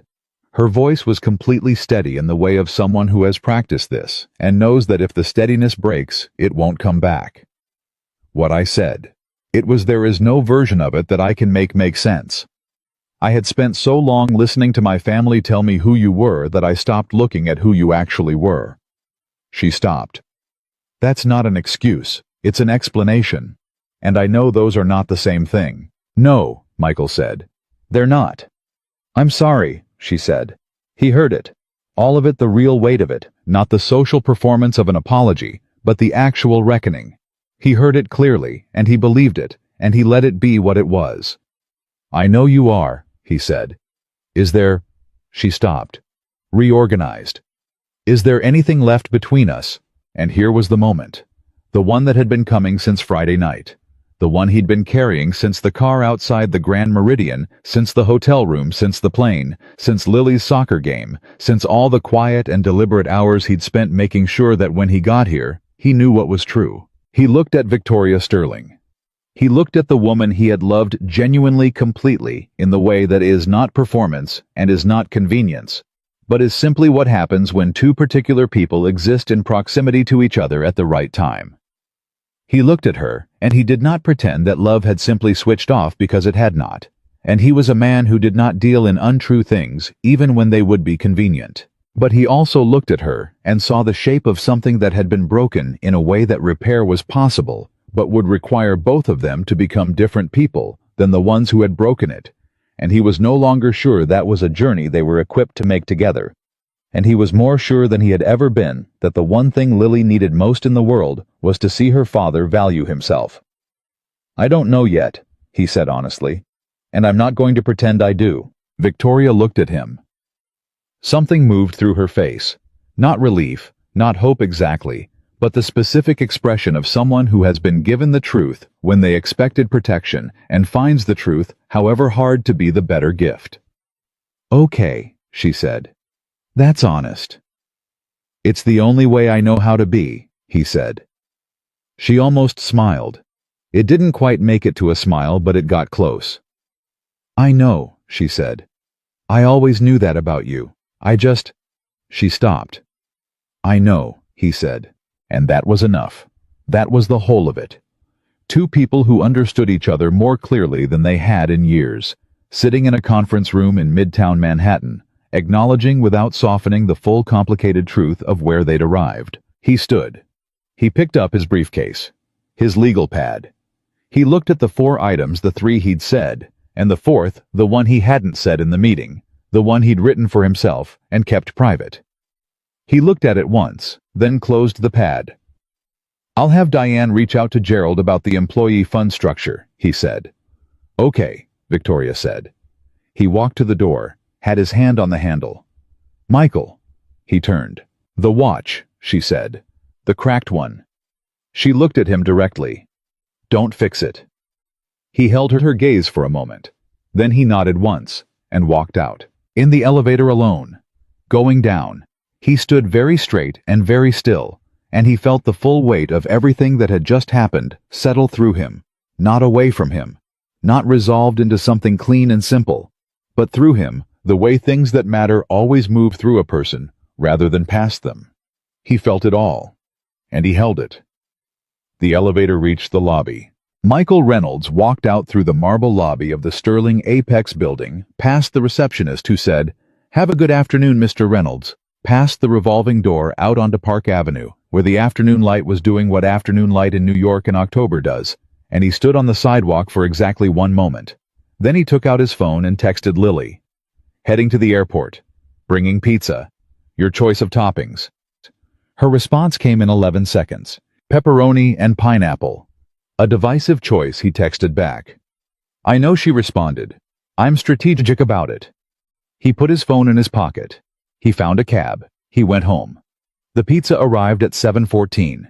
Pepperoni and pineapple as requested from the place on 3rd Street that Lily had decided through a rigorous evaluation process conducted over approximately 18 months was the superior pizza establishment in Elmhurst. Michael carried it through the front door to find Lily already at the kitchen table with 2 plates set out, which meant she'd been listening for his car. "You remembered," she said. "I texted you 40 minutes ago confirming the order. Some dads forget between the text and the door." "I'm not some dads." "No," she agreed, pulling the box toward her with the focused intention of someone who has been thinking about this pizza for 40 minutes. "You're not." They ate dinner, and Lily told him about a book she was reading. Something about a girl who discovered her grandmother had been a spy during World War II, which Lily found both thrilling and deeply plausible. "Grandmothers know things," she said, as if this explained it. "They watch everyone, and nobody watches back." Michael thought about this more than Lily probably intended him to. After dinner, after the dishes, after the chapter of the Lighthouse book, after the lights were out, and Lily was asleep. He sat in his thinking room with a bourbon he'd been saving for a moment that warranted it a Pappy Van Winkle 15-year that a client had given him 4 years ago, and that had been sitting on the shelf waiting, and he let the day settle through him. The meeting had gone as well as it could have gone. He knew that. He also knew that the space between as well as it could have gone and resolved was a space that could hold quite a lot, and that he was currently living in it. I thought about what Victoria had said. "Is there anything left between us?" He thought about his own answer. Honest, exact, the only kind of answer he knew how to give. He thought about what the next weeks would look like, the unwinding of structures and the restructuring of others, the employee fund, the board conversations. Diane coordinating with Gerald Hooper in the particular focused way that 2 highly competent people who had never met each other coordinate when they both understand the assignment. And underneath all of that, the thing he hadn't said in the conference room, the 4th item on the legal pad that he'd closed without sharing, he thought about what came next for him. Not for Northbridge, not for the company or the fund or the complicated aftermath of $15 billion in motion. For him, Michael Reynolds, 39 years old. Father of one formidably strategic 9-year-old. Resident of Elmhurst, Illinois. Man who drove an old Volvo because he chose to and wore a cracked watch because it meant something, and had spent 3 years quietly holding up a world that had never bothered to look at him closely enough to see it. The fourth item on the legal pad was 3 words. What comes next? He didn't have the answer yet. But he had something more valuable than an answer. He had the clarity to know that the question was his, not anyone else's. His. He finished the bourbon. He went to bed. He slept well for the second time in a week. Thursday morning 9:02, Diane called. The board approved the restructuring framework, she said without preamble, because Diane never used preamble when the news was real. Gerald has the documentation. They want to move on the employee fund before the end of the month. Good. Fast. Richard Sterling made a statement to the board yesterday afternoon. A pause. The kind Diane used when she was deciding how to characterize something accurately without editorializing, which was one of her great professional disciplines. He told them the full story. The investment, the structure, the withdrawal. He did not position it as a crisis that was managed. He told them it was a crisis that was prevented by someone outside the company operating without credit or compensation for 3 years. Michael was quiet for a moment. How did the board respond? He asked. 12 members present. 4 asked immediate questions about governance and disclosure requirements, which is appropriate and expected. 3 were focused entirely on the financial exposure, which is also appropriate. And 5 of them, Diane said, sat in silence for a period of time that by Gerald's account felt significant. Significant how? The way silence feels when a room full of people are all privately revising something. Michael looked at his coffee cup. And Carter Sterling. Carter Sterling, Diane said carefully. Asked the board to take a 10-minute recess, during which, according to Gerald, he stepped into a hallway and did not speak to anyone for approximately 8 minutes. Michael absorbed this. He came back in, Diane continued, and moved to approve the restructuring framework. Carter made the motion. Carter made the motion. Michael put the coffee cup down. He thought about the man who had spent 8 years smiling the particular smile of someone who feels sorry for you. He thought about the moment in the elevator lobby yesterday, when Carter had paused and looked back and not been able to find the right words and nodded instead. Sometimes people surprise you, he thought. Not often enough, but sometimes. Tell Gerald we can start the fund documentation process Monday, Michael said. And Diane, thank you, for all of it. You pay me extremely well, she said. I know, I'm thanking you anyway. A beat. You're welcome, Michael. The public story continued to move through Thursday in the way that significant financial news moves accumulating detail shifting angle picked up and set down by various outlets in various ways. Michael did not speak to any journalist. He had prepared a single written statement, 3 paragraphs that Diane had released through Northbridge's communications attorney Wednesday evening. It said what needed to be said, that Northbridge Capital Holdings had engaged with Sterling Apex Corporation's financial structures as a private investment action, that all activities were lawful and fully documented, and that Northbridge looked forward to cooperating with all relevant parties in the orderly resolution of those positions.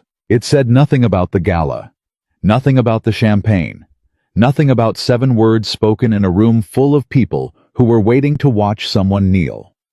He did not feel the need to say those things publicly. The people who needed to know them already knew them. The people who didn't know them didn't need to. What he hadn't anticipated, and he would think about this later, with something between amusement and unease, was the internet. Diane sent him a text at 10:30 Thursday morning. You should be aware there is a thread. What kind of thread? The kind that has 2.4 million impressions as of 9 a.m. He looked at it. Someone he never found out who, and made no effort to, had taken the publicly available facts of the situation and written a summary that was approximately accurate and deeply human in its framing. The quiet man. The underestimated father. The 15 billion nobody saw. The champagne. The shoes. The 7 words. The walkout. It had the structure of a story that people recognize on a cellular level, the one about the person everyone overlooked, turning out to be the person who was holding everything up. And the internet, which runs on exactly that kind of story, had found it, and was currently in the process of making it into something much larger than Michael had any interest in being. By noon the thread had been quoted by 4 major publications. By 2 o'clock, his name was trending on 2 platforms. By 3:15, Lily's school called. Not for anything alarming, Michael's heart had performed a brief and involuntary maneuver when he saw the school's number, the specific parental panic of an unexpected school call. But the voice on the other end was Mrs. Patterson, Lily's teacher, and she was calling not with a problem, but with what she described as a heads up. "Some of the parents," Mrs. Patterson said in the careful voice of an educator threading a needle, "have been discussing the news coverage. A few of the children have mentioned it. I wanted you to know in case Lily comes home with questions." "Thank you, Mrs. Patterson," he said. "I appreciate you calling." "She's wonderful, Mr. Reynolds. Whatever else is happening, she had a great day."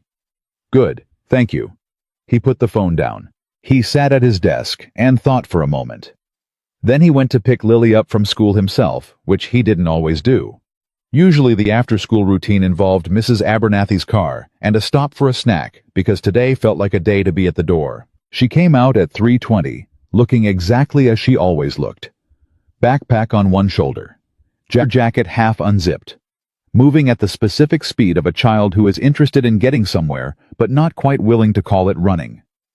When she saw his car, she slowed for a half step, then came over with the expression of someone who is filing information away. She got in, she buckled, she looked at him. "You're early," she said. "I had a flexible afternoon." She looked at him for another moment. "Ryan Chen told me you're famous now," she said. "Like on the news." Michael exhaled slowly. "There's been some news coverage, yes. Ryan said you're a billionaire. That's not a word I generally use. But is it true?" He considered this with the seriousness it deserved, because Lily's questions always deserved seriousness. "I have resources that some people would describe that way," he said. "I don't think about it in those terms." She processed this. "Mrs. Patterson said you were very successful." "Mrs. Patterson is generous." She also said... Lily stopped. She was looking out the windshield now, which was her way of working up to something. He recognized it and waited. "She said that something happened at a party, that someone was mean to you." The car felt very quiet. "Something happened at a party," he confirmed. "Were you okay?" He looked at his daughter. At her profile, 9 years old, completely serious. The question asked, the way she asked all important questions directly, without decoration, with complete focus. "I was okay," he said. "I handled it." "How?" "I walked away." She turned to look at him then. "Like left the party?" "Yes." She thought about this. "Ryan said you took all your money out of someone's company." "That's roughly accurate." "Because of the party." "Because of what the party made clear," he said. He heard his own echo. It was what he'd said to Carter in the conference room, and the similarity made him briefly aware of how consistent the truth was, how it didn't change depending on the audience. Lily was quiet for the duration of one full traffic light. Then, "Daddy, did it feel good when you walked away?" I thought about the specific quality of that feeling, the exhaustion and the clarity, the cold air outside. Outside the Grand Meridian, his hand on his phone. "It felt necessary," he said. "Which is better than good." She considered this with the evaluative focus she brought to things that needed evaluation. "Okay," she said.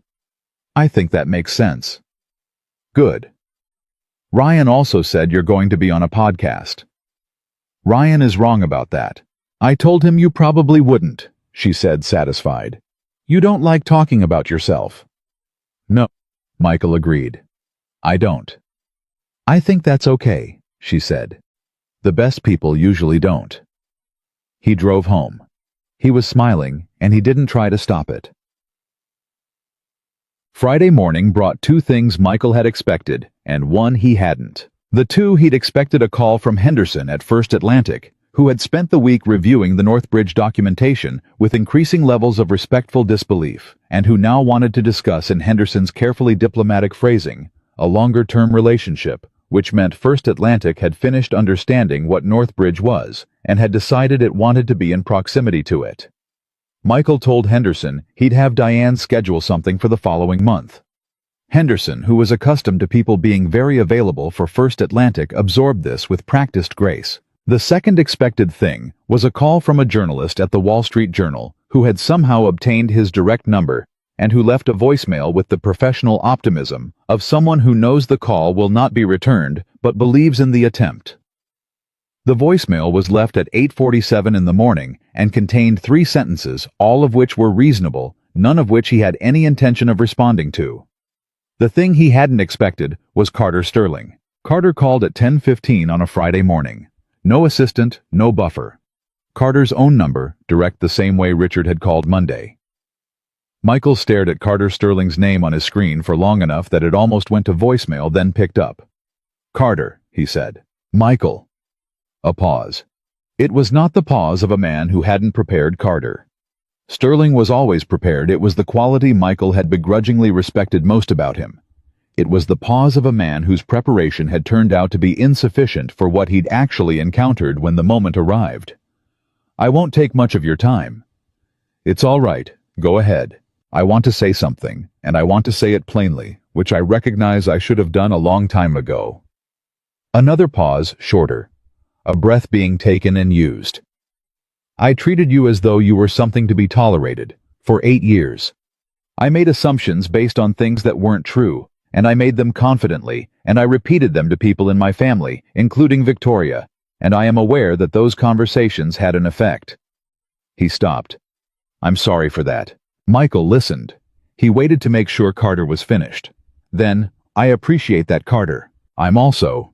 Carter seemed to be working at something the way people work at a sentence, when the honest version of it is more exposed than the comfortable version. "I'm aware that my opinion of you influenced Victoria, that she came to your marriage with a version of you that I helped shape, and that what happened at the gala, the things she said, weren't only about her." A beat. "I need you to know I understand that." Michael sat with this for a moment. 8 years. He thought about 8 years of small condescensions, of particular smiles, of questions designed to reveal inadequacy of a man who'd had full access to who Michael actually was, and chosen to work with a version instead. And now that man was on the phone on a Friday morning saying, "I understand what I did, and I'm sorry," without being asked, without any obvious material benefit to the apology. It was, Michael thought, a genuinely hard thing to do. "I hear you," Michael said, "and I accept it." I accept it, Carter. That doesn't mean everything resets, but it means I'm not carrying it." He kept his voice even. "You made your motion in the board meeting. The employee fund matters. That matters more than most things right now." A silence. And then, Carter Sterling. 43 years old, a man constructed of Sterling Apex genetics and Greenwich, Connecticut social architecture, and 43 years of never admitting. He'd been wrong about anything important, made a sound that was brief and quiet and unmistakably real. "Yeah," Carter said. "It does. Have Gerald call Diane on Monday. Let's get it built." "Yeah," Carter said again. "Okay." After the call ended, Michael sat for a moment. There was no triumph in what he felt. Just the clean, uncomplicated satisfaction of something difficult, resolving in the direction of right instead of wrong. He'd take that. He'd take it without ceremony and without announcement, and he'd move forward with it. He picked up his coffee. He went back to work. 2 weeks passed. They passed in the functional, detailed, unglamorous way that consequential things actually happen, not in dramatic moments, but in phone calls and documents and decisions, and the 1,000 small actions that make up the difference between a situation that goes badly and one that doesn't. Diane coordinated with Gerald Hooper, with an efficiency that Gerald would later describe in an email to his own team as the most productive 2 weeks of professional collaboration I have experienced in 19 years, which was Gerald's way of saying that Diane Cho was exceptional and he wanted her to know he knew it. The Employee Stability Fund was structured and funded in its first tranche by the third week of November. $50 million. 25 from Northbridge, 25 from Sterling Apex. Independently administered with a board of trustees that included at Michael's specific request 2 non-management Sterling Apex employees selected by their own colleagues. A project coordinator from the real estate division named Marcus Webb, who had worked at the company for 11 years. And a senior administrator from the technology group named Patricia Osei, who had been with Sterling Apex for 8, and who cried when she was told, and then gathered herself and said, "What do you need from me?" Which was exactly the right response, and told Michael exactly what he needed to know about whether the right people were in the room. The company stabilized. Not perfectly. There were hard months ahead, positions still unwinding board relationships, still recalibrating a public narrative, still working its way through the various stages of news cycle metabolism. But it stabilized in the way of a structure that has found its actual foundation, rather than the one it was pretending to have, and that kind of stability Michael knew was the more durable kind. How was not publicly credited with the employee fund. This was again a deliberate choice, not modesty exactly, but practicality. The fund needed to belong to the people it served. His name on it would make it about him, and it was not about him. 3 people knew where the money came from: Diane Gerald and Richard Sterling. Richard Sterling had called the week after the fund was announced to tell Michael that he'd attended the trustee orientation, that he'd sat in a conference room with Marcus Webb and Patricia Osei and 3 other new trustees, and listened to them talk about what the fund would mean to them and to their colleagues. He'd said this in the measured, careful way he said things that had cost him something. Then he'd said, "I've been doing this for 50 years. Building things. I thought I understood what I'd built." A pause. "I didn't understand it until I sat in that room." Michael had listened. "I'm grateful," Richard said. "I'm telling you that directly." "I know," Michael said. "It doesn't fix what we put you through." "No," Michael agreed. "It doesn't. But it's the right thing. That's what matters." Richard Sterling was quiet for a moment. And then, and Michael would remember, this would carry it as one of the small, unexpected things that happened in the aftermath of all of it. Richard said, "Your daughter, Lily. Victoria told me she's extraordinary." Michael's hand tightened slightly on the phone. "She is," he said. "She has your stubbornness." Richard said. "Victoria showed me a photo. She looked like she was arguing a point with the camera." Michael surprised himself by laughing. A real laugh, not performed, just released. "She does that," he said. "Good," Richard Sterling said. "The world needs more of that." It was the second week of December when the next unexpected thing happened. Michael was at his desk on a Tuesday morning when his phone rang with a number he didn't recognize. An Illinois area code, Chicago prefix no name in his contacts. He almost didn't pick it up. He'd been less disciplined about unknown calls since the story had broken, which was one of the minor unwanted side effects of being publicly identified. He picked it up. "Is this Michael Reynolds?" A woman's voice. Mid-40s, he estimated. Something careful in it, the quality of someone who has rehearsed the opening of this call more than once. "This is Michael Reynolds," he said. "My name is Sandra Kowalski. I'm—" She stopped.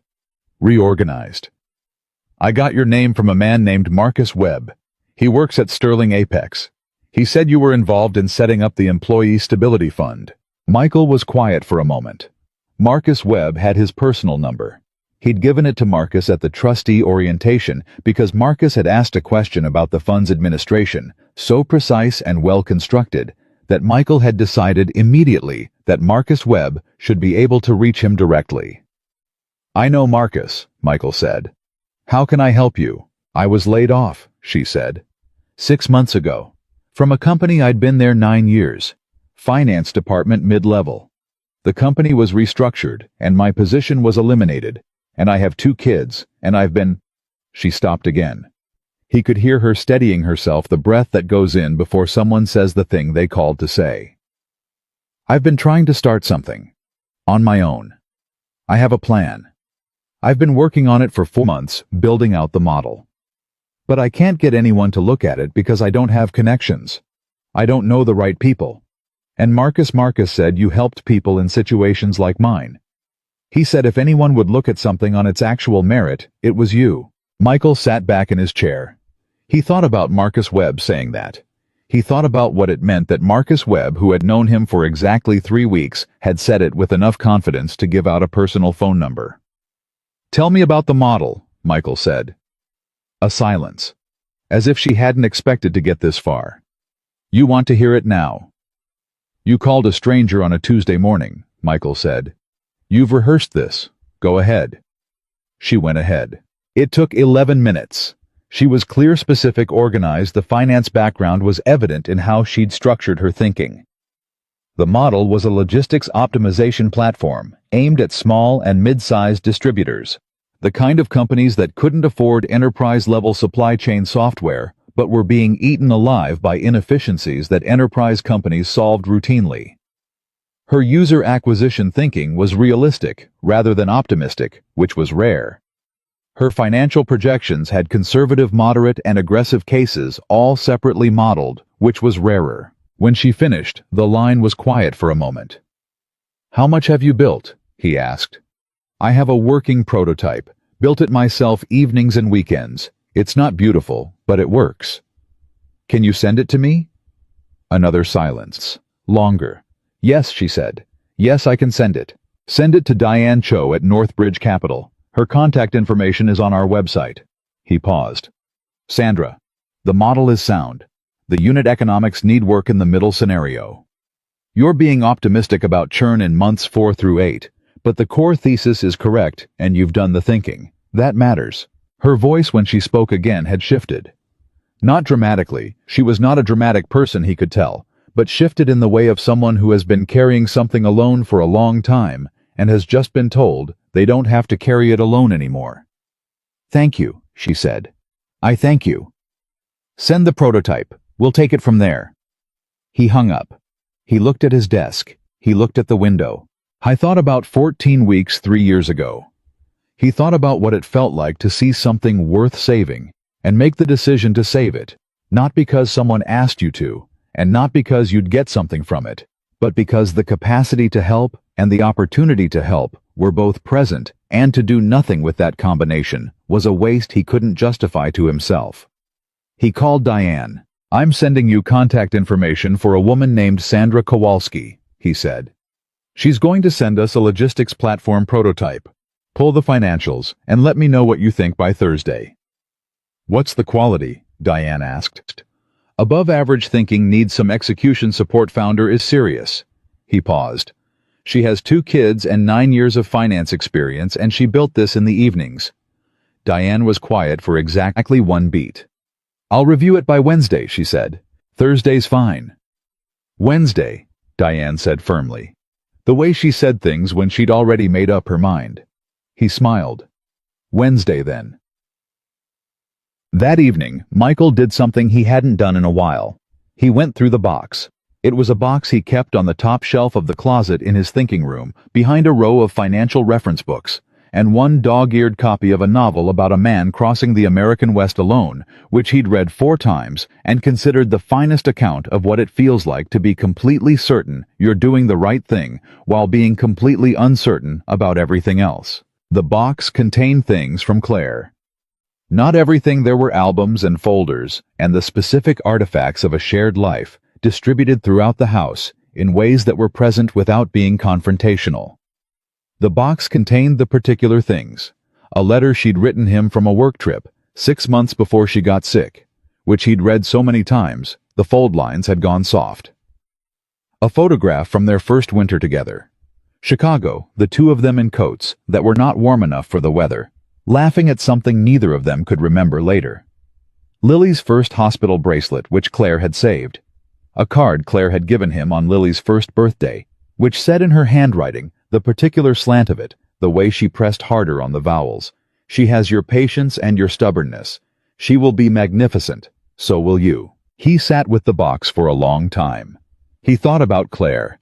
He did this with less pain now than he had 3 years ago, which he'd been told was normal, and which he had verified was true.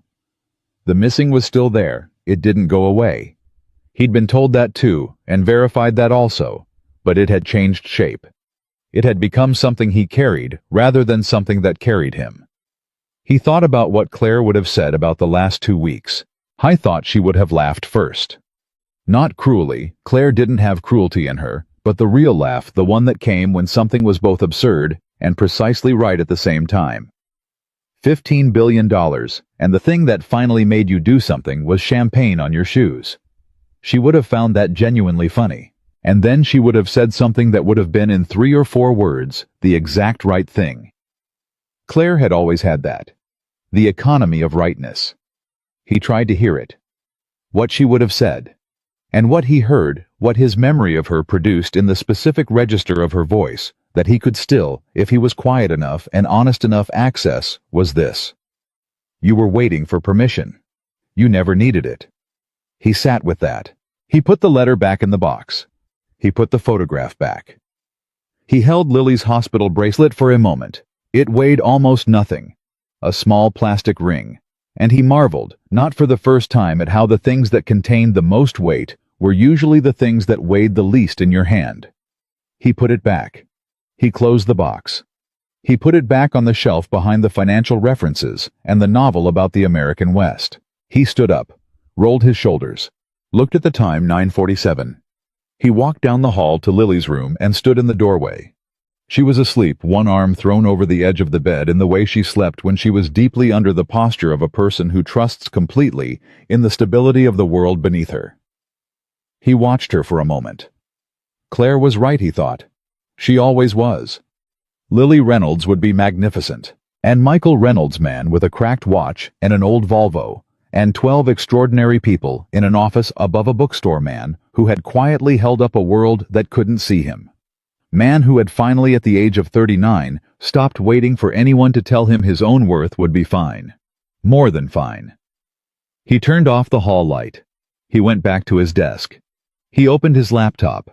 And he started planning what came next. The laptop was open at 10:14 on a Tuesday night in December, and what Michael Reynolds typed on that blank document was not a business plan.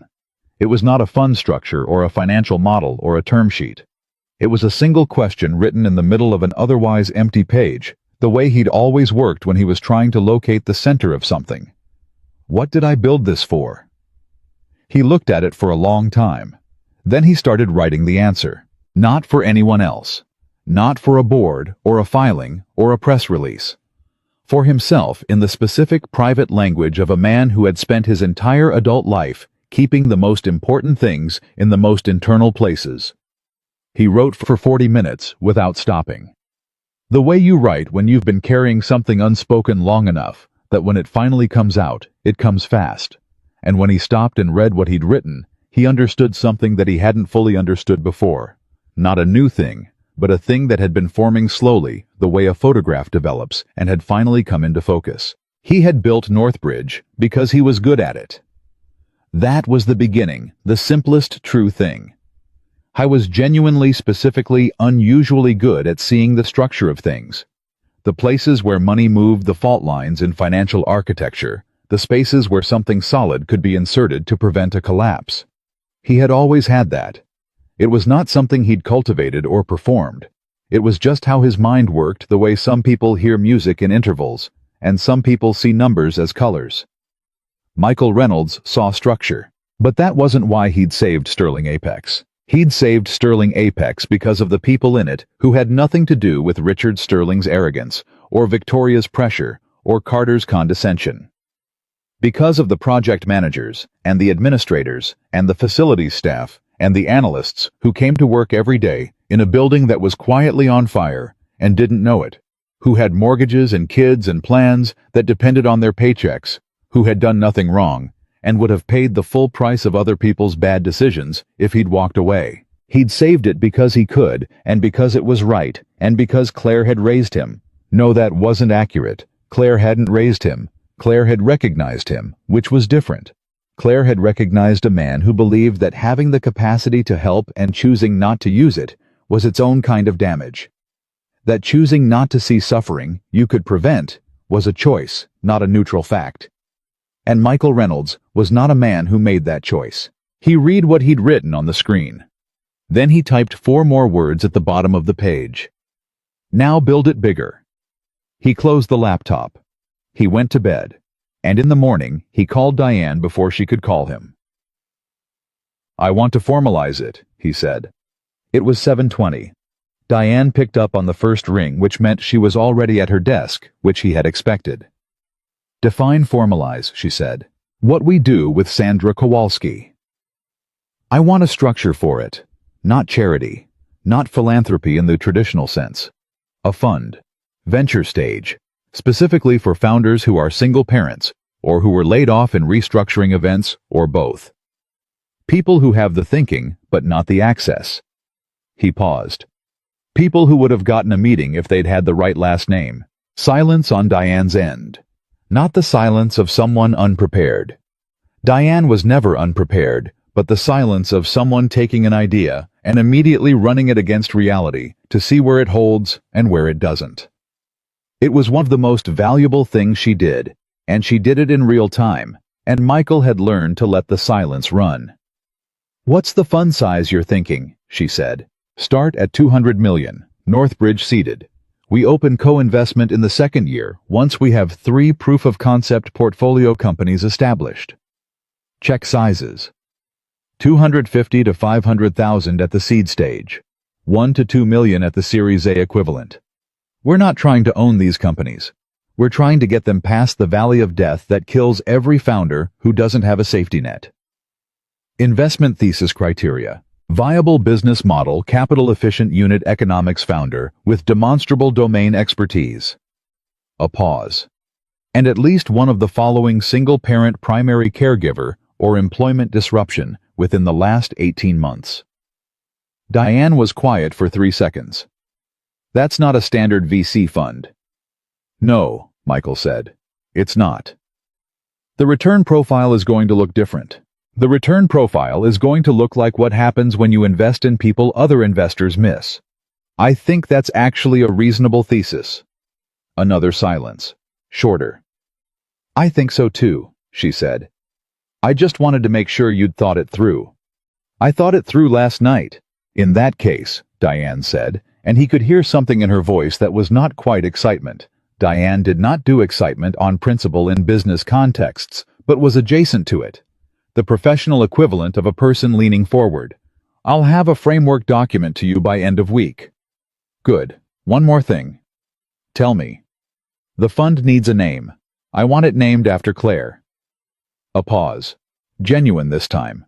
Not analytical. Human. The Claire Reynolds Fund, Diane said. The Claire Reynolds Venture Initiative, Michael said. She would have hated just fund. She always said fund sounded like something you raised at a school bake sale. Diane made the sound that was her version of a laugh. The Claire Reynolds Venture Initiative, she repeated. That's right. That's right, he said. He put the phone down. He looked at the window. Outside it was December in Illinois, which meant it was cold and gray, and the kind of morning that discourages everything except staying inside and being useful. He thought that was fine. He could work with that. Sandra Kowalski's prototype review came back from Diane on Wednesday afternoon as promised. 47 pages of analysis that Michael read in one sitting. The summary conclusion was 3 sentences. The core technology addressed a real and underserved market need. The founder demonstrated unusual rigor for pre-seed stage. Recommended for a first meeting and preliminary term sheet discussion. Michael called Sandra at 4 o'clock. She answered on the second ring. Mr. Reynolds, she said. Michael, he said. My team reviewed the prototype. We'd like to meet. A silence. 3 full seconds. You'd like to meet, she repeated, as if checking whether she'd heard correctly. Next week if you're available. We can do it here in Elmhurst or in Chicago, whichever works for you. Yes, either. Both. I mean yes. She stopped, took a breath. I'm sorry. I've been sending this out for 4 months, and you're the first. This is the first. I know, he said. That's the problem we're trying to fix. She was quiet for a moment. Then, can I ask you something? Go ahead. Why? Why does someone like you? I mean, you could be deploying capital anywhere. Why this? He thought about what to say. He thought about the honest version versus the sufficient version, and decided there was no meaningful difference between them in this case.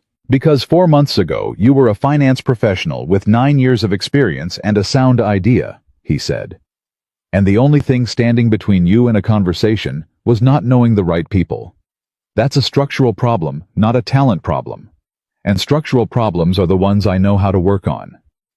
She was quiet for a moment. Marcus said you were different, she said. Marcus is generous. No, she said. Marcus is accurate. There's a difference. He heard his own words from part 3 come back to him. The distinction between generosity and accuracy, between explanation and excuse. He hadn't expected to hear them reflected from a stranger on a December afternoon. Tuesday at 11, he said. I'll have my assistant send the address. I'll be there, she said. I'll definitely be there. The week before Christmas, Victoria came to Elmhurst. He'd known she was coming. She'd called Sunday to ask if she could, and he'd said yes, and she'd said she would drive down Tuesday afternoon. He'd noted the specific choice of driving rather than taking a car service, which was the choice of someone who wanted the 2 hours of interstate to think, rather than to be transported. She arrived at 3:15. He met her at the door. She looked different. Not dramatically. The architecture of Victoria Sterling was not the kind that changed dramatically. But there was something about the way she carried herself that was quieter than he remembered, less performed. She was wearing a coat he didn't recognize, and no jewelry except small earrings. And she looked, he thought, like someone who was trying deliberately and with some effort to take up exactly the space she actually occupied, rather than the expanded version. You look well, she said. You too, he said, and meant it. Lily was at Mrs. Abernath for the afternoon. He'd arranged that, not because he thought the visit required it, but because he knew Lily would have strong opinions about whatever she witnessed, and he wanted this conversation to have space to be what it needed to be before it became something Lily had to process. They sat in the kitchen. He made coffee.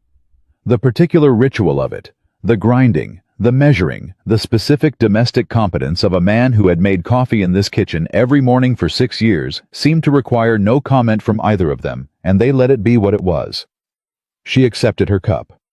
She wrapped both hands around it the way she always had. Some things he thought were just how people were. I've been talking to someone, she said. A therapist, since October. Good, he said. She's been very direct with me about some things I'd been letting myself not see. She looked at her cup. About my family. About the pattern. About how long I'd been letting their version of the world stand in for my own. He nodded. I'm not telling you this as an explanation, she said. I told you that before.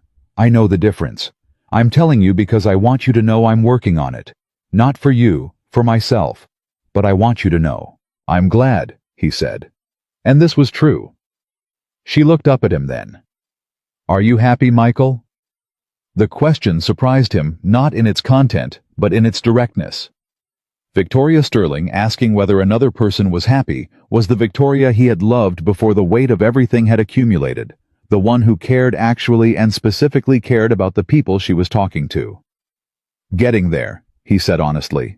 Some days more than others. But the direction is right. The fund, she said. The Claire Reynolds Venture Initiative. She'd seen it in the announcement Diane had released that morning, the formal public introduction of the fund. He knew she would have. She stopped. That's the right thing. It felt like the right thing. Claire would have loved it, Victoria said. This landed quietly, because it was said simply without performance, without the self-consciousness of someone who was aware of treading on complicated ground. Just a true thing spoken by someone who had known Claire and was telling him what she knew.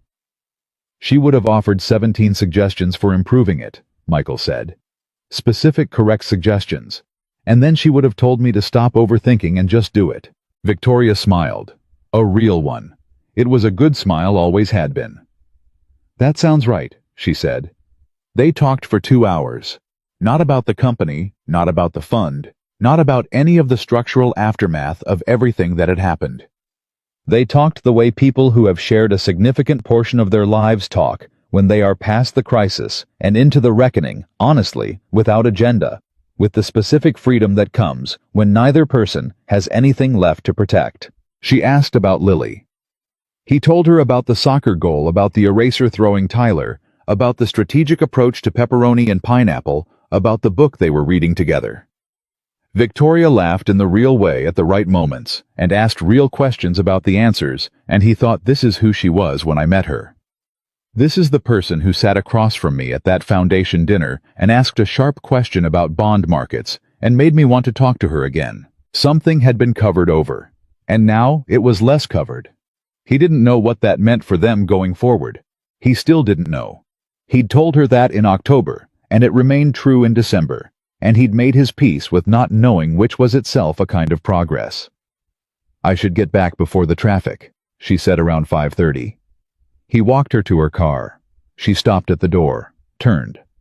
I need to say one more thing, she said. Okay, what I did at the gala. I know you're not carrying it. I can tell you're not carrying it. That's very you. You never carried things you decided not to carry. She met his eyes. But I need you to know that I carry it. Not as punishment. Just as something that tells me something true about who I had become and who I don't want to be anymore. She paused. That's mine to carry. I'm not asking you to do anything with it. He looked at her for a moment. I know, he said. Okay. She exhaled. Okay. She got in the car.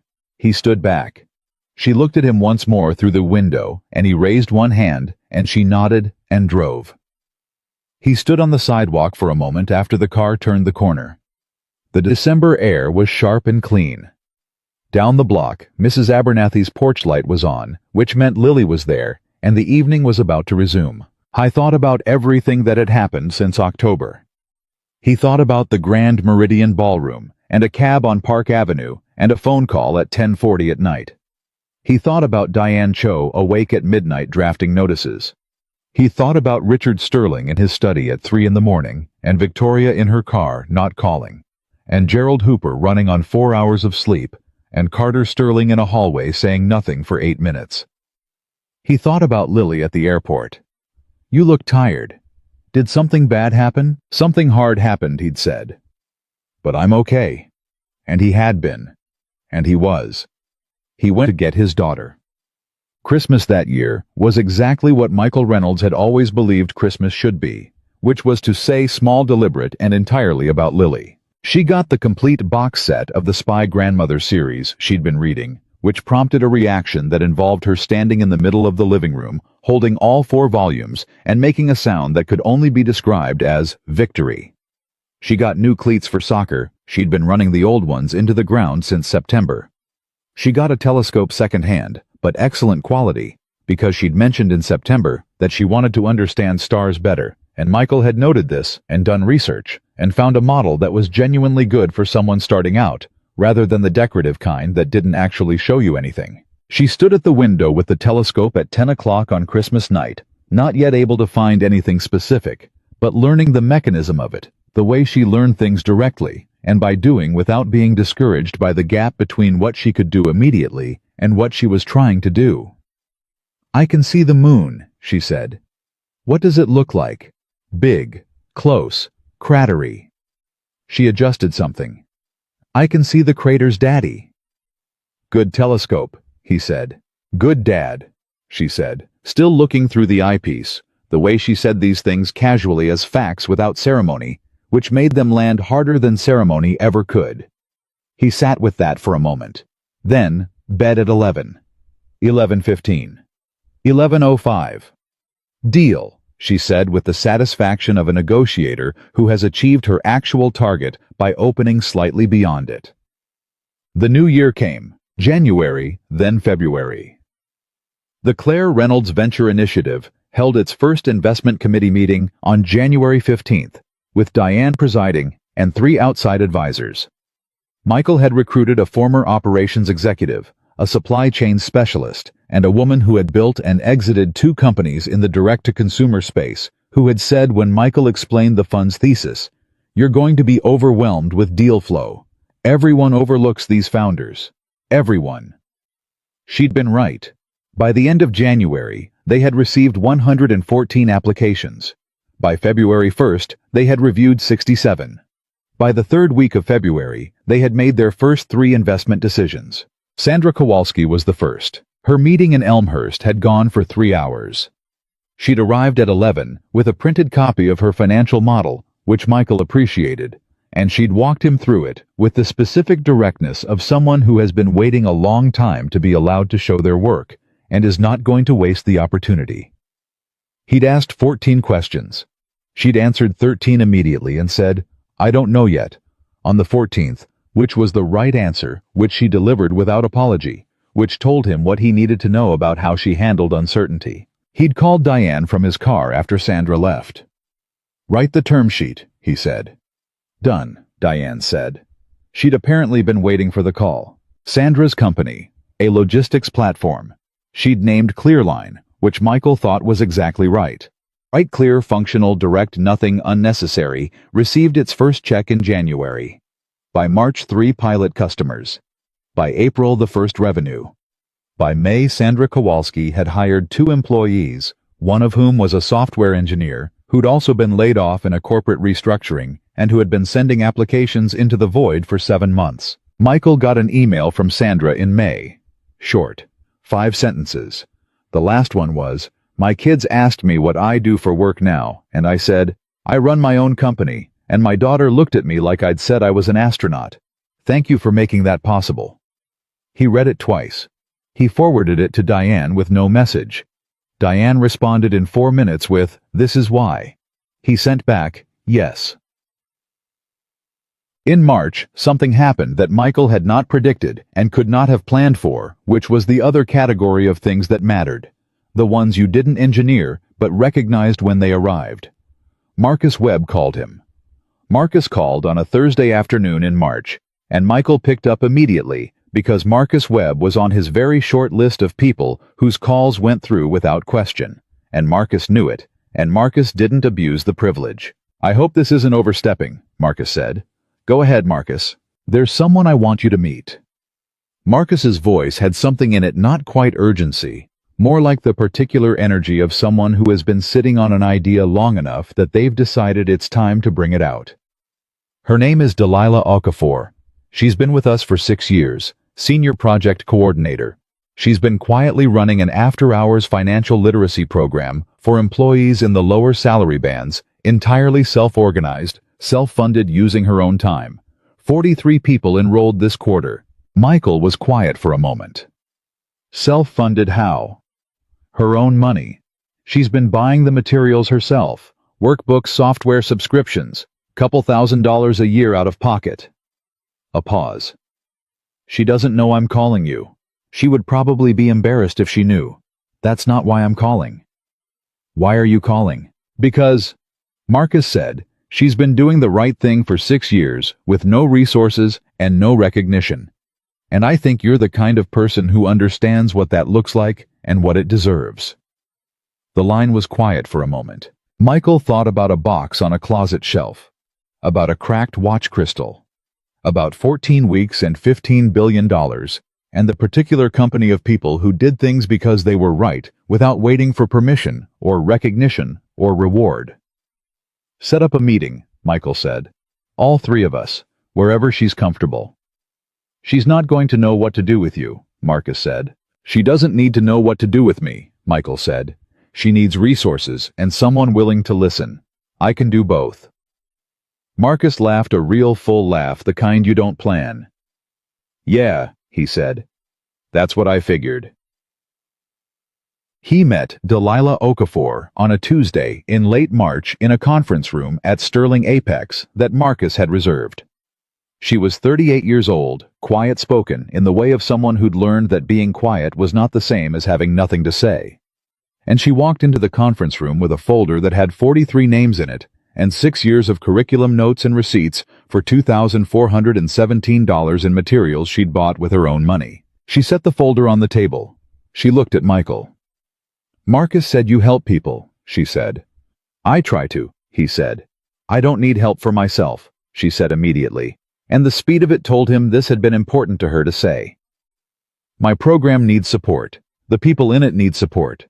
I know what I'm doing, I just need it to be sustainable. Tell me about it, he said. She told him for 40 minutes. Financial literacy, basic investment principles, debt management, retirement planning, aimed at employees making between $38,000 and $52,000 a year. The people who were most affected by financial instability and least likely to have access to professional financial guidance. She'd built the curriculum herself, tested it, revised it based on participant feedback. 43 active participants. This quarter, an 81% completion rate on the 8-week core module, which was extraordinary for a voluntary workplace program, and she knew it. When she finished, she looked at him. What do you need? He asked. A budget, real materials, maybe eventually a part-time coordinator, so I'm not doing all the administrative work in my lunch break. She paused. And I want it to be replicable. I want it to work in other companies, not just here. He wrote 3 things on his legal pad. Then he looked up. The Claire Reynolds Venture Initiative isn't structured for programs like yours, he said. So I'm going to set up something different. A direct grant through Northbridge for the program's operational costs. We'll formalize the curriculum so it can be licensed to other companies who want to implement it. And I want you to consider seriously whether running this full-time not as a side project, but as an organization is something you want to do. Delilah Okafor looked at him. Full-time, she repeated. You've built something that works, he said. That's the hardest part. The rest is resources and structure, and those I can provide. She sat with this for a moment. He let her. Why? She said. Not suspiciously, genuinely. He thought about how to answer this in a way that was honest without being elaborate. Because you've been spending your own money to make things better for people who needed it, he said. For 6 years. Without anyone asking you to, without recognition, without being sure anything would come of it. He looked at her directly. That's the thing I've spent my life looking for. The people who do the right thing because it's right. Not because someone's watching. He paused. Someone's watching now. The room was quiet. Delilah Okafor looked at her folder. At the 43 names, 6 years of curriculum notes, $2,417. Then she looked up. Okay, she said. Tell me what you need from me. April brought the thing Michael had not seen coming. He should have. Looking back, he could trace every step that led to it. But in the moment as it happened, it arrived with the quality of genuine surprise, which was rare enough in his life that he recognized it immediately. How was at Lily's soccer game? Last game of the spring season. Lily was midfield same as always, chasing the ball with the same 40-minute focus that made Coach Dana tell parents, this was not teachable, and you were lucky if your kid had it. He was on the sideline with his thermos, same as always, when his phone buzzed with a text from an unknown number. The text said, I'm in the bleachers. Blue coat. I was a Sterling Apex project manager for 9 years. I was laid off 2 years before you saved the company. I found out last year what you did. I have 2 daughters. I'm one of the people you didn't get to help in time. I started over from scratch. I just signed my first client for a consulting practice I built alone. I wanted you to know someone you never met is doing better because of what you built. Thank you. He read it 3 times. He looked at the bleachers. Blue coat. A woman mid-40s watching the game. She didn't look at him. She was just there. He typed back, Congratulations on the first client. That's the hardest one. Keep going. She responded, in a minute I will. He put his phone away. He looked at the field. Lily was chasing a ball to the corner again. Same corner, same relentless focus.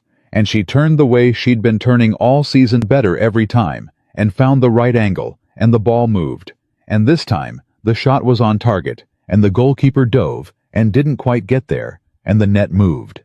The sideline erupted.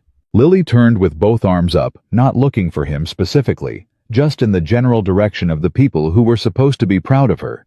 And then she found his face in the crowd, and she gave him the specific look. Not wild celebration. Just the steady, certain look of a person who has done the thing they set out to do, and wants the right person to know. He raised his thermos. She laughed and turned back to the field. Michael Reynolds stood on a muddy soccer sideline in April and felt the full weight and the full lightness of everything. Simultaneously, the 15 billion, and the cracked watch, and the ballroom, and the box on the shelf, and Sandra Kowalski's daughter, looking at her mother like she was an astronaut, and Delilah Okafor's folder, and 43 names, and a woman in a blue coat in the bleachers, who was doing better. And he held all of it the way he held all things completely honestly, without asking it to be simpler than it was. The game ended 6 minutes later. Lily's team won 3-2. She came off the field and found him on the sideline and hit him at freight train speed same as always, and he caught her same as always, and she said into his shoulder, "Did you see?" "I saw," he said. "Left side." "I know." "Strategic," she said. "Very," he said. She pulled back, looked at him with Claire's eyes, and his stubbornness, and her own entirely original self.